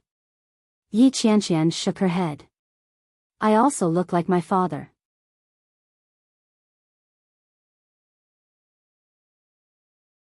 Chapter 18:18. Old Mrs. Shen knew that the Yi family's parents had divorced a long time ago. Furthermore, they did not have a good relationship with Yi Tian. That was why she had spoken up. After saying this, she moved closer to him mysteriously and whispered, "Let me tell you, most people don't like women with this kind of appearance. They like women with round faces like yours. You look so beautiful and blessed." Yi Qianqian smiled and blushed. "Grandma, this is a tonic that Qianqian specially brought for you. It's obvious that it's very old. Take a look." Shenjilia took out the ginseng that he had specially prepared for the old lady. "Look at how thoughtful my wife is." Old Mrs. Shen was delighted. She patted Yi Qianqian's hand and said, "It's great that you're here. You even brought a gift. You're too kind." However, he couldn't help but take a few glances at it. He brought it over and sniffed it. His eyes lit up. "This is good. This thing is hard to buy. Even if you have the money, you might not be able to buy it. My father made it himself. It's been there for a long time, but I heard that it's been preserved very well, so I brought it to you." I knew it. Treasures of this level are all collector's items. So it really is a collector's item. Of course, I have brought you the best. Shenjilia closed the lid with a smug look on his face. Qianqian put in a lot of effort on this trip. She brought tonics and tonic wine. She even brought good things for Mom and Dad. Old Mrs. Shen was even happier. She nodded and said, "You're so sensible. By the way, Qianqian, I heard that you're painting?" "No, Grandma, I was just staring at other people drawing." For example, in the beginning, Yi Qianqian was still a little nervous, but as she spoke, her words became smoother and smoother. In the end, he and the old lady laughed together, and after a while, they became one. Shenjilia had been worried that she might not be used to it, but it was obvious that he had been overthinking things. Old Mrs. Shen was an old fox.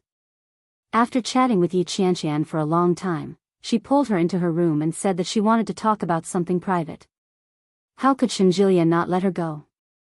He could only watch helplessly as his woman was dragged away. There were guests at home today. Shen Longyue and Mrs. Shen came home very early. As soon as he entered, Nanny he had already started preparing dinner. Madame Shen asked impatiently, "Where is he?" "He's inside." Grandma took him away. "He's in the room." Madame Shen grinned from ear to ear and said, "Okay, okay, okay. I'll go in and take a look. Mom will help you check." "You don't need to check.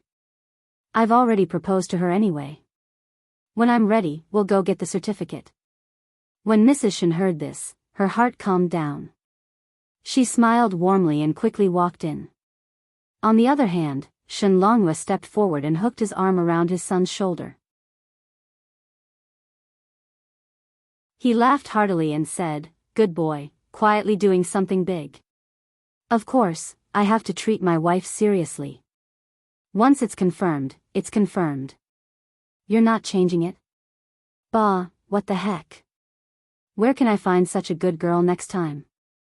Shen Longyue laughed heartily, his face full of ridicule. "Then I want to see what kind of girl can make our second young master Shen so infatuated." Shen Jilies smiled smugly.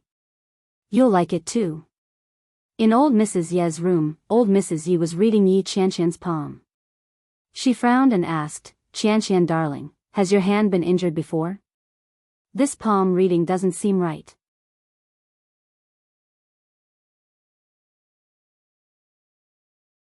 Chapter 18-19.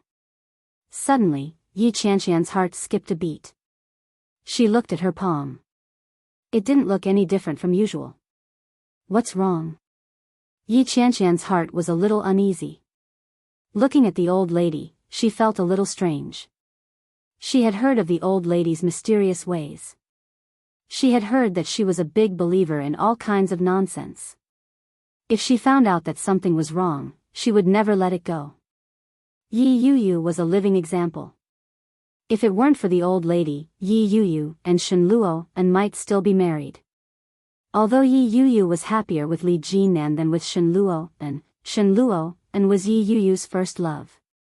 They had grown up together, and they had been in love for a long time. It was only right and proper for them to be together. Guan Kui had stayed in the hospital and hadn't interfered with them. Without the old lady's opposition, Shen Luo and might have slowly discovered the good in Yi Yuyu, and their relationship would have slowly improved. Then, Yi Yuyu and Shen Luo and could be together forever. However, the ideal was perfect, but in reality, the old lady was right in between them. When she heard the old lady's words, Yi Qianqian had a bad feeling. "Your hand." Old Mrs. Shen's frown deepened.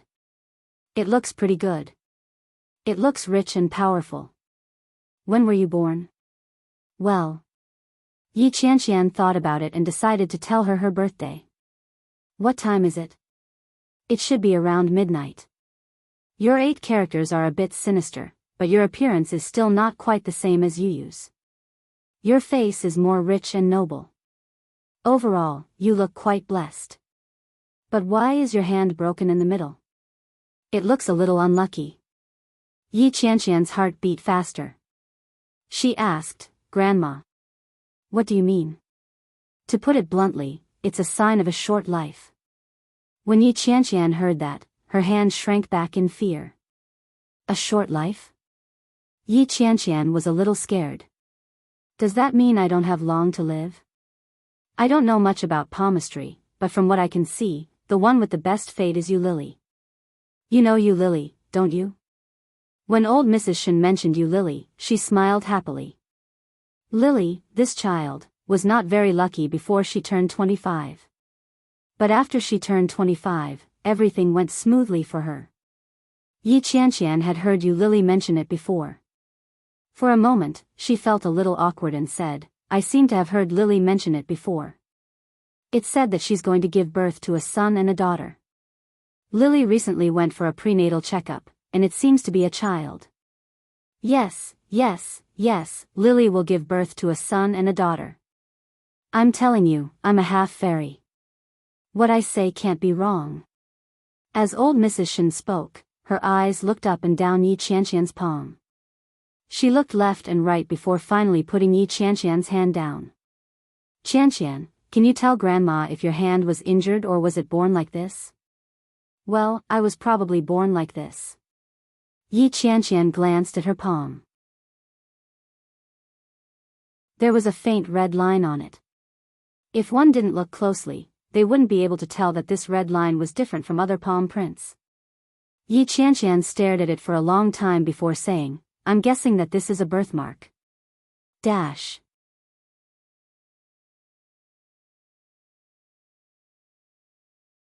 Chapter 1820. Ever since Yi Qianqian could remember, this red line had been following her. Yi Qianqian had never doubted the origin of this red line. It was as if she had eyes and a nose since she was young. Yi Qianqian felt that it was a very normal thing. But how did this little red line become the sign of a short life in the old lady's mouth? Old Mrs. Shen nodded her head.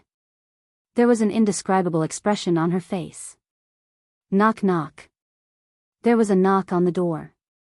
Yi Qianqian and the old lady looked over at the same time. A lady who looked to be in her 40s or 50s walked in. It was obvious that she had taken good care of herself. Her exquisite makeup made her look very comfortable. Her eyes bore some resemblance to Shenjilia's. She was probably Shenjilia's mother. Mrs. Shen walked in and closed the door behind her.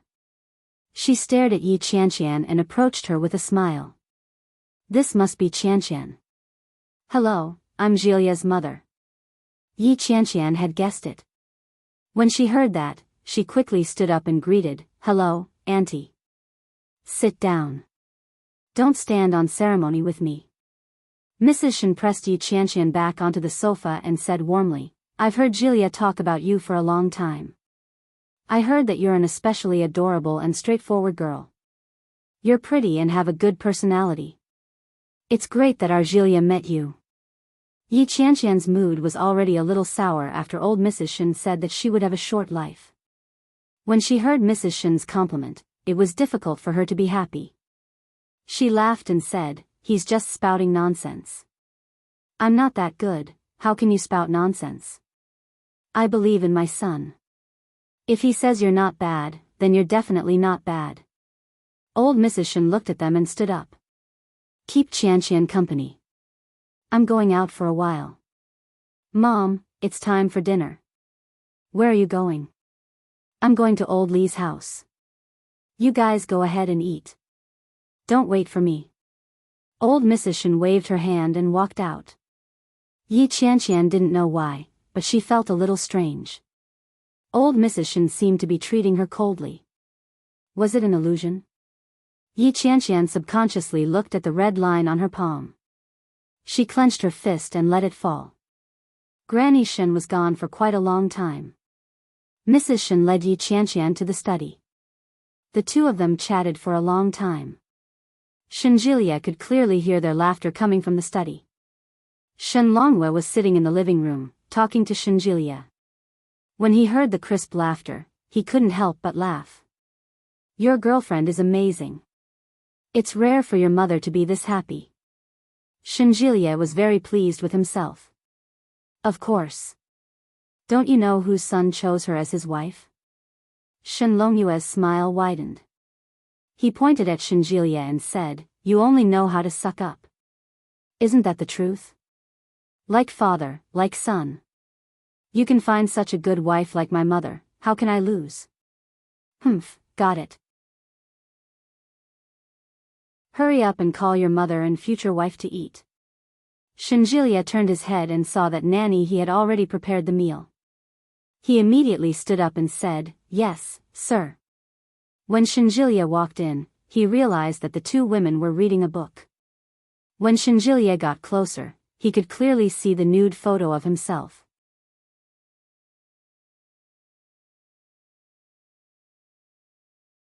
Chapter 1821. When Shenjilia saw it, he immediately felt uncomfortable. He rushed forward to cover the photo and shouted, D***mn, Mom. What are you doing? Mrs. Shen laughed out loud and said, What are you doing? Photos are meant for people to see. What are you being shy about? Yi Qianqian laughed out loud and said, I didn't know you were so cute when you were a child. Oh my, I'm so shy. Shenjilia's face turned bright red. He immediately snatched the photo album away with a dark expression and said, when was this taken? Why didn't I know about it? When you were 13, you sneaked out to the reservoir to swim and didn't come back for the whole morning. Everyone was scared out of their wits. Later, your father got angry and stripped you naked and threw you out at the door. Mrs. Shen laughed so hard that tears almost came out of her eyes. At that time, you were still outside and refused to admit your mistake. At that time, there was no one walking around the door. Your brother went to take a picture of you as a souvenir. How could you forget such a deep impression? I forgot. Shenjilia's face was redder than it had ever been. He hid the photo album and said, let's go eat. Why are you looking at photos? Yi Qianqian laughed even more wildly and said, your face is so red. It looks like it's real. Shut up. Shenjilia went forward and pulled her up. Let's eat. Before Yi Qianqian could catch her breath, she was pulled out by Shenjilia. Mrs. Shen looked at them from behind with a gratified expression. Yi Qianqian was pulled out, but she still recklessly pulled the photo album and said, I haven't finished looking at it. You're not allowed to look at it. How dare you look at my nude photos with my mother? Shameless. Go away. I didn't see anything. When Shenjilia heard that, he reached out and pulled her into his arms. He whispered in her ear, it's okay. I'll show you everything later. When Yi Qianqian heard that, her face immediately turned red. She glared at him and said, shameless. How am I shameless? Don't look at it if you have the guts. As he spoke, he leaned over, not caring that he was in his own home. Yi Qianqian pinched his waist and gritted her teeth. Your mother is still behind us. It didn't hurt, but Shenjilia wanted to wail and say, oh my, I'm trying to murder my husband. Her voice wasn't soft, and Yi Qianqian was startled. She turned to look at Mrs. Shen. Mrs. Shen could not help but laugh as she looked at them ambiguously with a smile. Yi Qianqian's face grew hotter, and she pushed him away. Get lost. Shenjilia quickly leaned forward again. Why are you scramming? This is my house. Come on, I'll take you to wash your hands and have dinner. The two of them pulled each other into the kitchen. Yi Qianqian felt extremely awkward and whispered, can you restrain yourself a little? Your parents are here. Restrain what? Shenjilia pressed his head against her shoulder and said in a low voice, I'm already very restrained. I almost kissed you when I was hugging you just now. Yi Qianqian felt even more humiliated. She turned her head and said, you. Before she could say anything, Shenjilia suddenly leaned in and planted a kiss on her lips. His voice was very loud, and Yi Qianqian was stunned. She immediately reacted and reached out to pat him. Shenjilia took a step back and held her hand with a smile. He said, all right. Let's wash our hands. Shen Longyue and his wife, as well as Nanny He, were all watching from behind.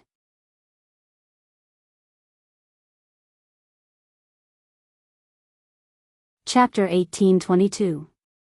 I heard she's Yuyu's older sister.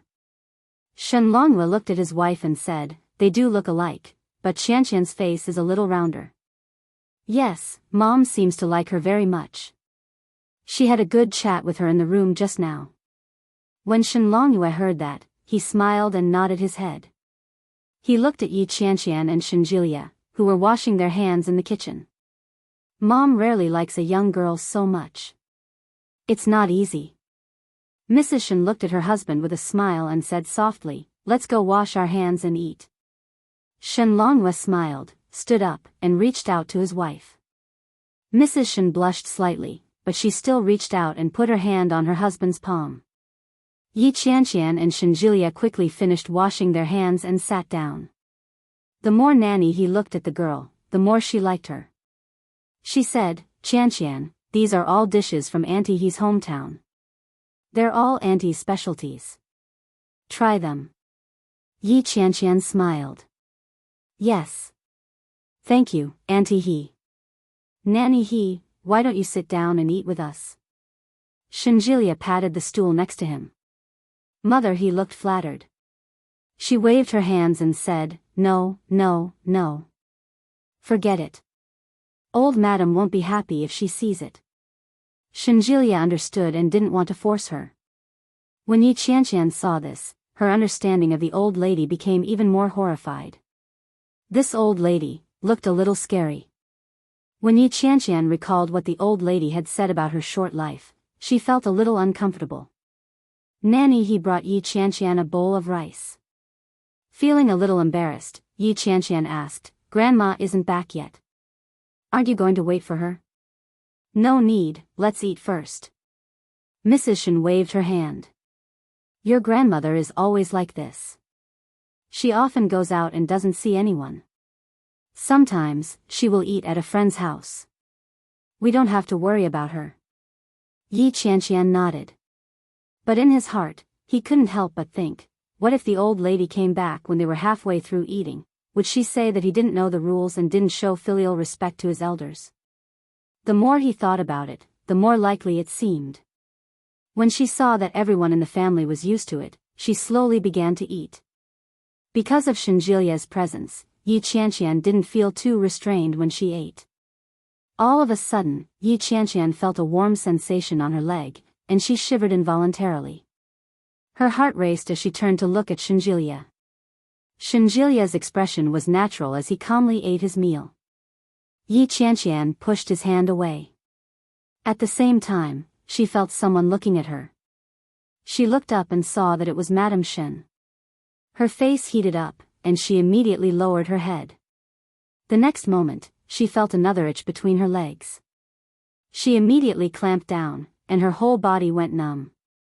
She turned around and glared at Shinjilia. Who would have thought that Shinjilia's expression would be so calm and composed? Feeling her gaze, he turned around and smiled brightly. Yi Qianqian was at a loss for words. She glared at him fiercely. Mrs. Shen noticed and asked, "What's wrong?" Shinjilia smiled and said, "She loves me too much." Yi Qianqian glared at him and quickly lowered her head with a red face. She reached out and pinched Shinjilia's thigh hard. Shinjilia wailed. Mrs. Shen asked again, "What's wrong?" Shinjilia smiled brightly. "Mom, it's nothing. Let's eat."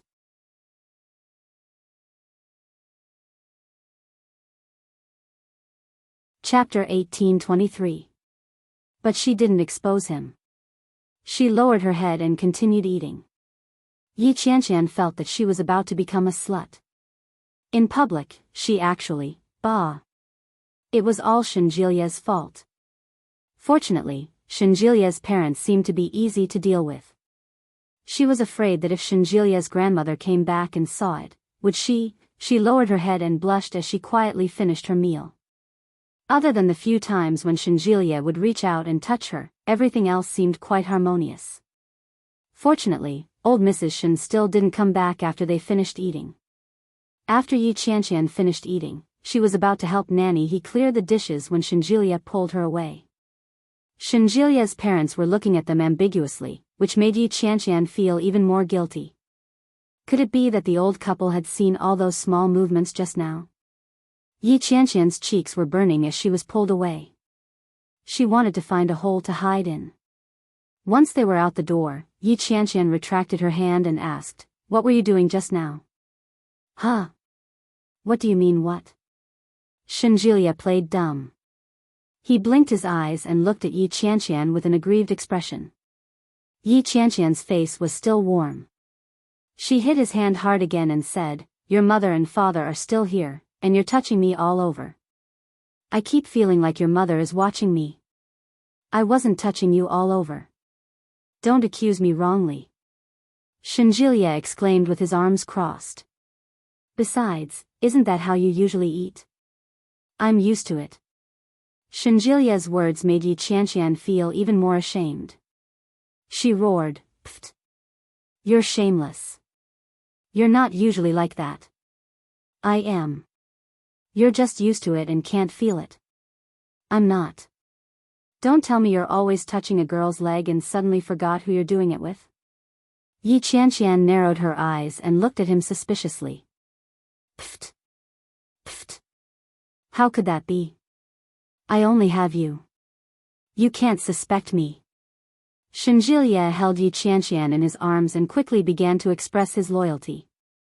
Yi Qianqian looked at him and snorted, but she couldn't help but smile. Shenjilie saw the smile on her face and his lips curled up. He leaned forward and kissed her. Yi Qianqian was shocked and instinctively looked to her left and right. After confirming that there was no one around, she pinched his waist again and said, "You're so annoying. We're on the main road. What if someone sees us? What's wrong with being seen? I'm kissing my own girlfriend, can't I?" He held Yi Qianqian's hand and pulled her into his arms. "No one usually comes here. Give me a kiss." Yi Qianqian's eyes lit up. "No." Yi Qianqian turned to leave. How could Shenjilie allow that? He pulled her over and held her in his arms. Then, he kissed her passionately. Shenjilie skillfully penetrated her and squeezed her tighter and tighter. Yi Qianqian struggled for a moment, but it was futile. She looked to her left and right to make sure no one was coming before she closed her eyes. As she passively endured such a passionate kiss, Yi Qianqian felt an unprecedented sense of excitement. This was the first time he had acted so presumptuously on the main road. If someone saw this, it would definitely be very awkward. "Ayaya, isn't this our neighbor little Shinshin?" A teasing voice sounded like that of a woman. Yi Qianqian was shocked and instinctively pushed Shenjilie away.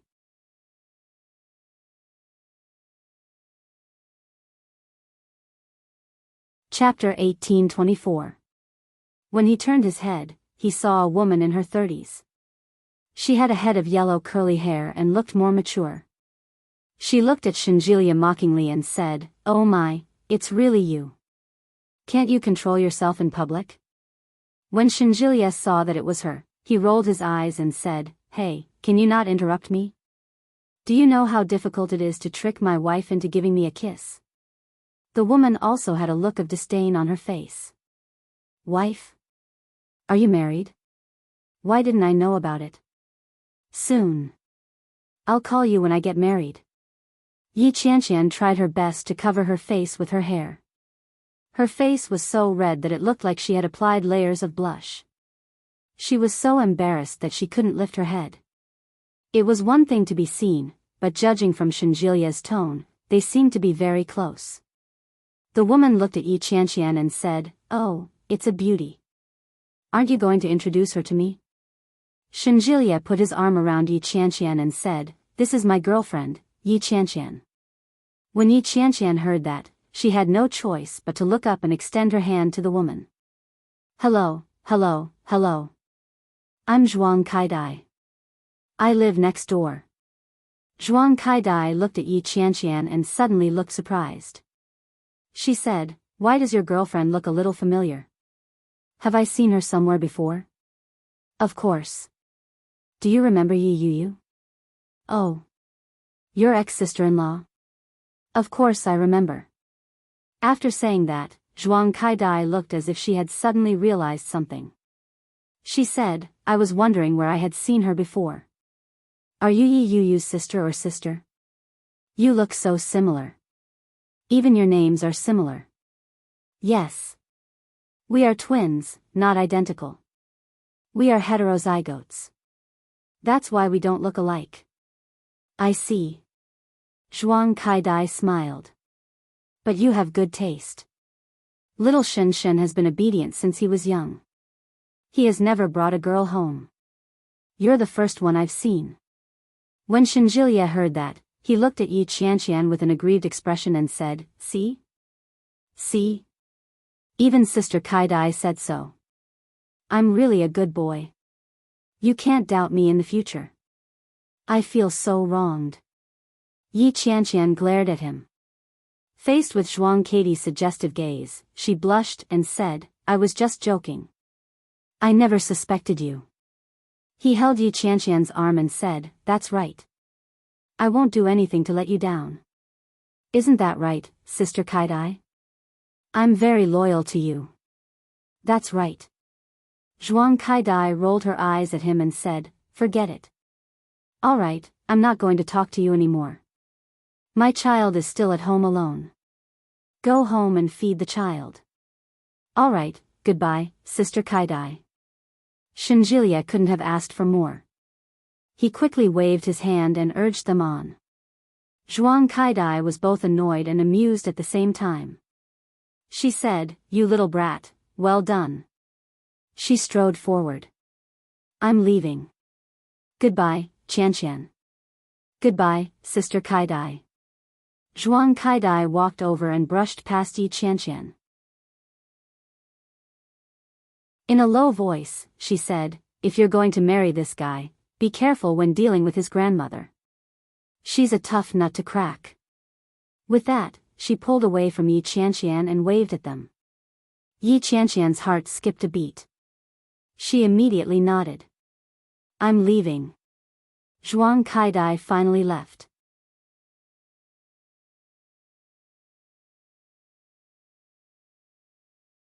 Chapter 1825. What should I do? What should I do? She didn't know what to do at all. Yi Qianqian was a little absent-minded. Shinjilia quickly noticed. He looked at her and asked, "What's wrong?" Shinjilia's eyes lit up like stars. They were so bright that it moved her. Yi Qianqian calmed down and shook her head. "It's nothing. Why don't we go back?" Shinjilia nudged her with his shoulder. His eyes were filled with lust and excitement. They were tinged with an extremely ambiguous color. When Yi Qianqian saw the look in his eyes, she knew what he was up to. Yi Qianqian glared at him and turned to leave. "No, it's a mess." Hey, hey. What a mess. Watch what you say." Shinjilia called out from behind. He strode to catch up with her and crouched down to look at her face. Then, as if he was surprised, he shouted, "Wow, why are you blushing?" "I mean, I've been working overtime all day. I'm very tired." Yi Qianqian took large strides and walked around him as she continued forward. Shinjilia followed and shouted, "Where are you going?" "There's a small park in front of us." As soon as he said that, he seemed to realize something. He looked at her with disgust and shyness and said, "You're so disgusting. How could you have such a perverted idea?" Yi Qianqian couldn't hold it in anymore. She laughed and pushed him away forcefully. In a low voice, she said, "Get lost." No. It's not good to get lost like this. What if someone sees us?" Shinjilia didn't know what was good for him.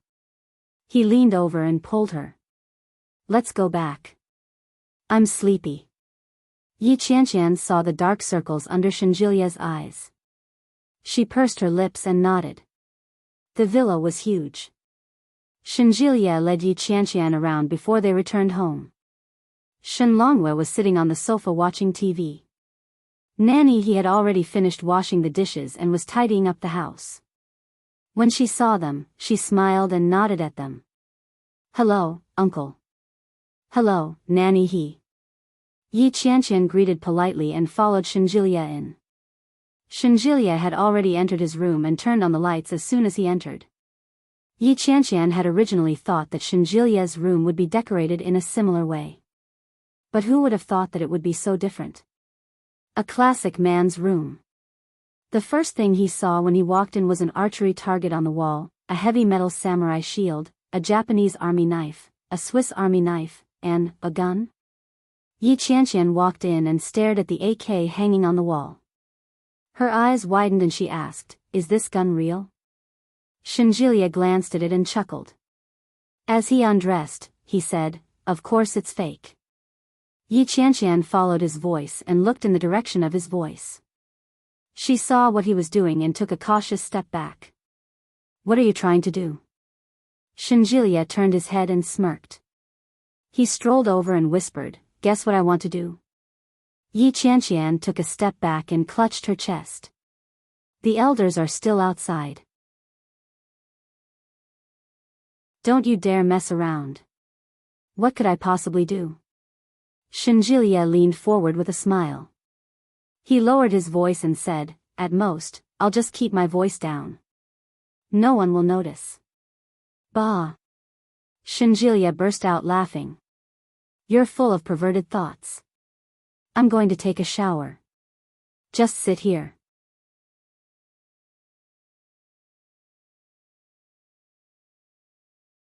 Chapter 1826. Yi Qianqian was startled. She stepped back, but he had already wrapped his arms around her and started kissing her.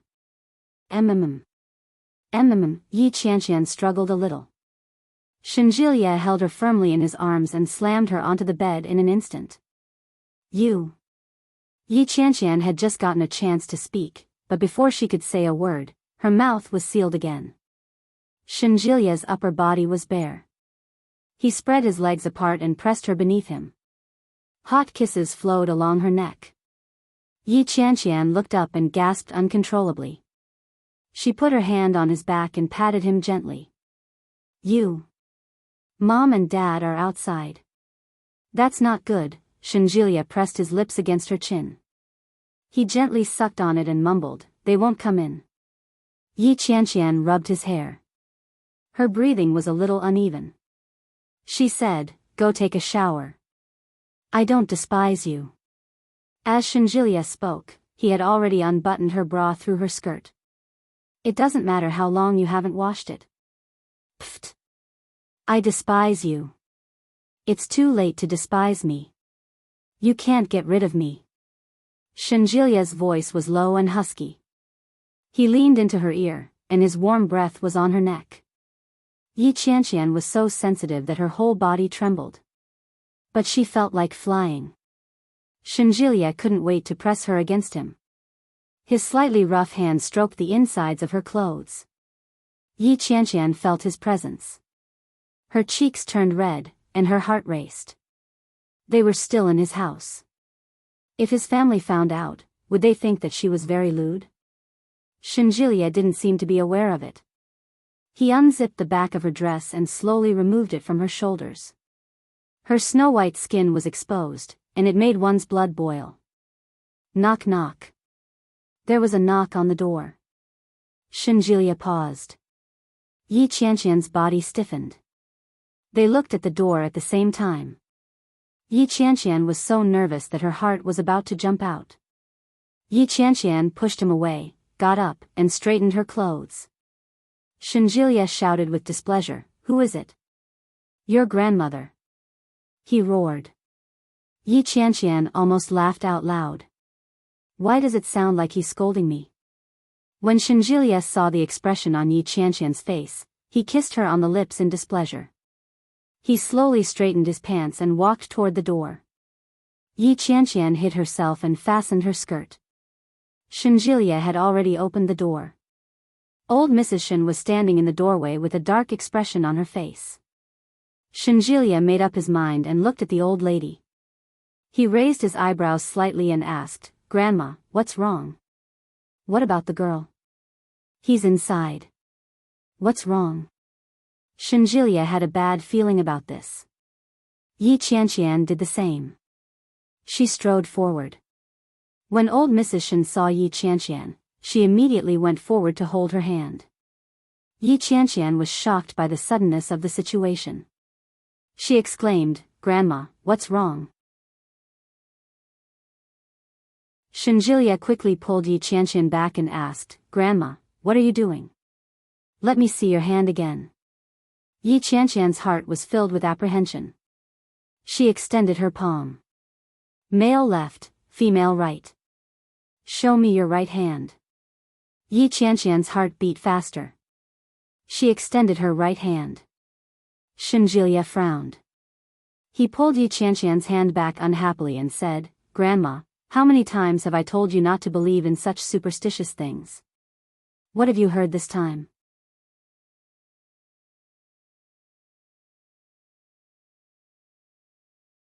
Chapter 1827. Old Mrs. Shin took Yi Qianqian's hand and looked at it. She frowned and said, I was right. This girl can't do it. Yi Qianqian's heart skipped a beat. She was embarrassed. Shenjilia's expression darkened as he said, Grandma, I'm the one getting married, not you. Previously, when you liked Lily, I listened to you and pursued her. But now, I like Qianqian. Can you support me? Yi Qianqian's expression darkened. No, this girl will die young. You can't marry her. You'll die young too. Old Mrs. Shen stomped her feet in anger. Would I harm you? I'm doing this for your own good. Jilia, don't make me angry. If I say no, it means no. Grandma, you don't have the final say in this world. But I have the final say in this family. Old Mrs. Shen yelled. You can't be with her. Yi Qianqian's heart trembled. She forcefully pulled her hand back. She was so embarrassed that she couldn't even force a smile. She took a step back and said, Old Shen, don't argue with the old lady. I'll leave. Shenjilia's expression darkened. He pulled Yi Qianqian over and yelled, No. Yi Qianqian was shocked. Her heart was pounding. Shen Longyue, his wife, and Nanny He were all watching. Yi Qianqian's eyes were burning. She struggled and said, No. Shenjilia's voice was softer than before, but it was still firm. Grandma, you should stop doing such superstitious things. Do you know how many people you've harmed because of your superstition? I've harmed people? Old Mrs. Shen's eyes widened in disbelief. When have I harmed anyone? Shenjilia, are you still my grandson? It's precisely because I'm your grandson that I'm reminding you. Think about Sister Manting, my brother, and Yi Yuyu. Which one of them didn't suffer because of you? Think about it. If you hadn't been so alarmist, would my brother and Yi Yuyu have gotten a divorce? If you hadn't been superstitious and believed that Sister Manting would bring good luck to our family, would Sister Manting have become what she is now? Think about it. Which of these superstitious things you've said are true? Old Mrs. Shen couldn't believe it. Are you doubting me? Yes, Grandma, I really don't believe in these things. This is the era of science. I can explain to you what you're thinking with medical science. Old Mrs. Shen stomped her foot in anger. You little rascal. I didn't make you a doctor to deal with your grandmother. No matter what, I'm a doctor now, and I believe in science. Qianqian is my woman, and I will be responsible for her. Today, I brought her home just to tell you that I'm going to get married. I'm going to have a wife. This is just a notice, not an application. Whether you agree or not, I'm going to marry this woman. Shenjilia's tone was very firm. He stared at his grandmother without the slightest hint of wavering. Yi Qianqian hadn't expected Shenjilia, who usually seemed so frivolous, to say something like that at a critical moment. His heart felt warm, but at the same time, he felt a little uncomfortable. His heart felt like it was being grabbed by a hand, and he felt so suffocated that he felt like he was suffocating. She thought that the most difficult part was over, and that she would be able to enter the marriage hall without any hindrance like an ordinary person.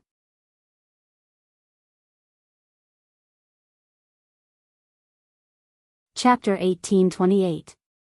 I'm doing this for your own good. Why do you have to be so stubborn? Old Mrs. Shen gritted her teeth. I've already told you that this girl has a short life. I'll go to an old friend. She won't live past 28. That's impossible. Shenjilia's face darkened. Grandma, you have to be so alarmist. Be careful that I don't fall out with you. Old Mrs. Shen looked at Shenjilia and trembled with anger. She shouted, You! How can you treat your grandma like this? I'm telling the truth, Grandma. You have to accept reality. Besides, it's impossible for me and Qianqian to separate now. Shenjilia held Yi Qianqian in his arms and looked around. He enunciated each word clearly, Qianqian is pregnant. I can't wait any longer. I want to get married as soon as possible. Yi Qianqian was instantly stunned. She turned to look at Shenjilia and reached out to touch her belly. Pregnant? When did she get pregnant? Why didn't she know? Shinjilia seemed to feel her gaze. He lowered his head and looked at her gently. He said, I'm sorry. I couldn't help it, but I really had no choice.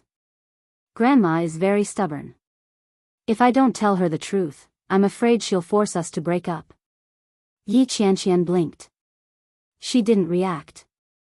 Everyone looked at them in disbelief. At the same time, their eyes shifted to Yi Qianqian's belly. Yi Qianqian felt goosebumps all over her body. She laughed dryly and said, Why, can't you stand it? Now, if people know that I'm pregnant before marriage, it won't be good. It's okay. I have to marry you before your belly grows up. Shinjilia looked at Yi Qianqian gently and said softly, I can't let you and the child down. Yi Qianqian couldn't stand it anymore. Under everyone's gaze, her face became redder and redder. She lowered her head and tugged at Shinjilia's clothes without saying another word. Mrs. Shen was also in disbelief. She said, Oh my God, Jilia, I thought you knew what to do. Why did you wait until now to bring it back for us to see? Shen Longwei was also dissatisfied. He frowned and said, Humph. You only brought it back now? Those who don't know better will think that the Shen family is a gangster family. Old Mrs. Shen stomped her foot, pointed at Yi Qianqian, and said, This girl's palmistry and physiognomy show that she can't have children. How can she be pregnant? Jilia, don't lie to me. Yi Qianqian's heart skipped a beat. Her hair stood on end, and she felt guilty. She wasn't pregnant. She couldn't be clearer about it, but this old lady could tell at a glance and even concluded that she couldn't have children. Could it be, was it really possible that she wouldn't live past 28? Pooh pooh pooh. Impossible. Impossible. She was in good health, how could she not live past the age of 28? But if it was true, she was 26 years old this year, and there were only 2 years left before she turned 28, then Shinjilia's eyes turned cold. He held Yi Qianqian in his arms and said coldly, Nanny, you've made a mistake. Old Mrs. Shen was infuriated and bellowed, Shinjilia. Shinjilia held Yi Qianqian in his arms as he stepped back and said, We're going to bed. The fetus needs to rest. Good night, Mom, Dad. Old Mrs. Shen was even angrier. Shinjilia had actually said good night to his parents, but not to her. She was obviously telling the truth. It was impossible that she was pregnant. This girl couldn't get pregnant. She knew Shinjilia's temperament all too well. If he really married the girl, when the time came, he would probably be alone for the rest of his life. You're tuning in to the Biyao's Wuxia Chronicles YouTube channel. Don't forget to subscribe and join us on this journey to catch the most captivating stories.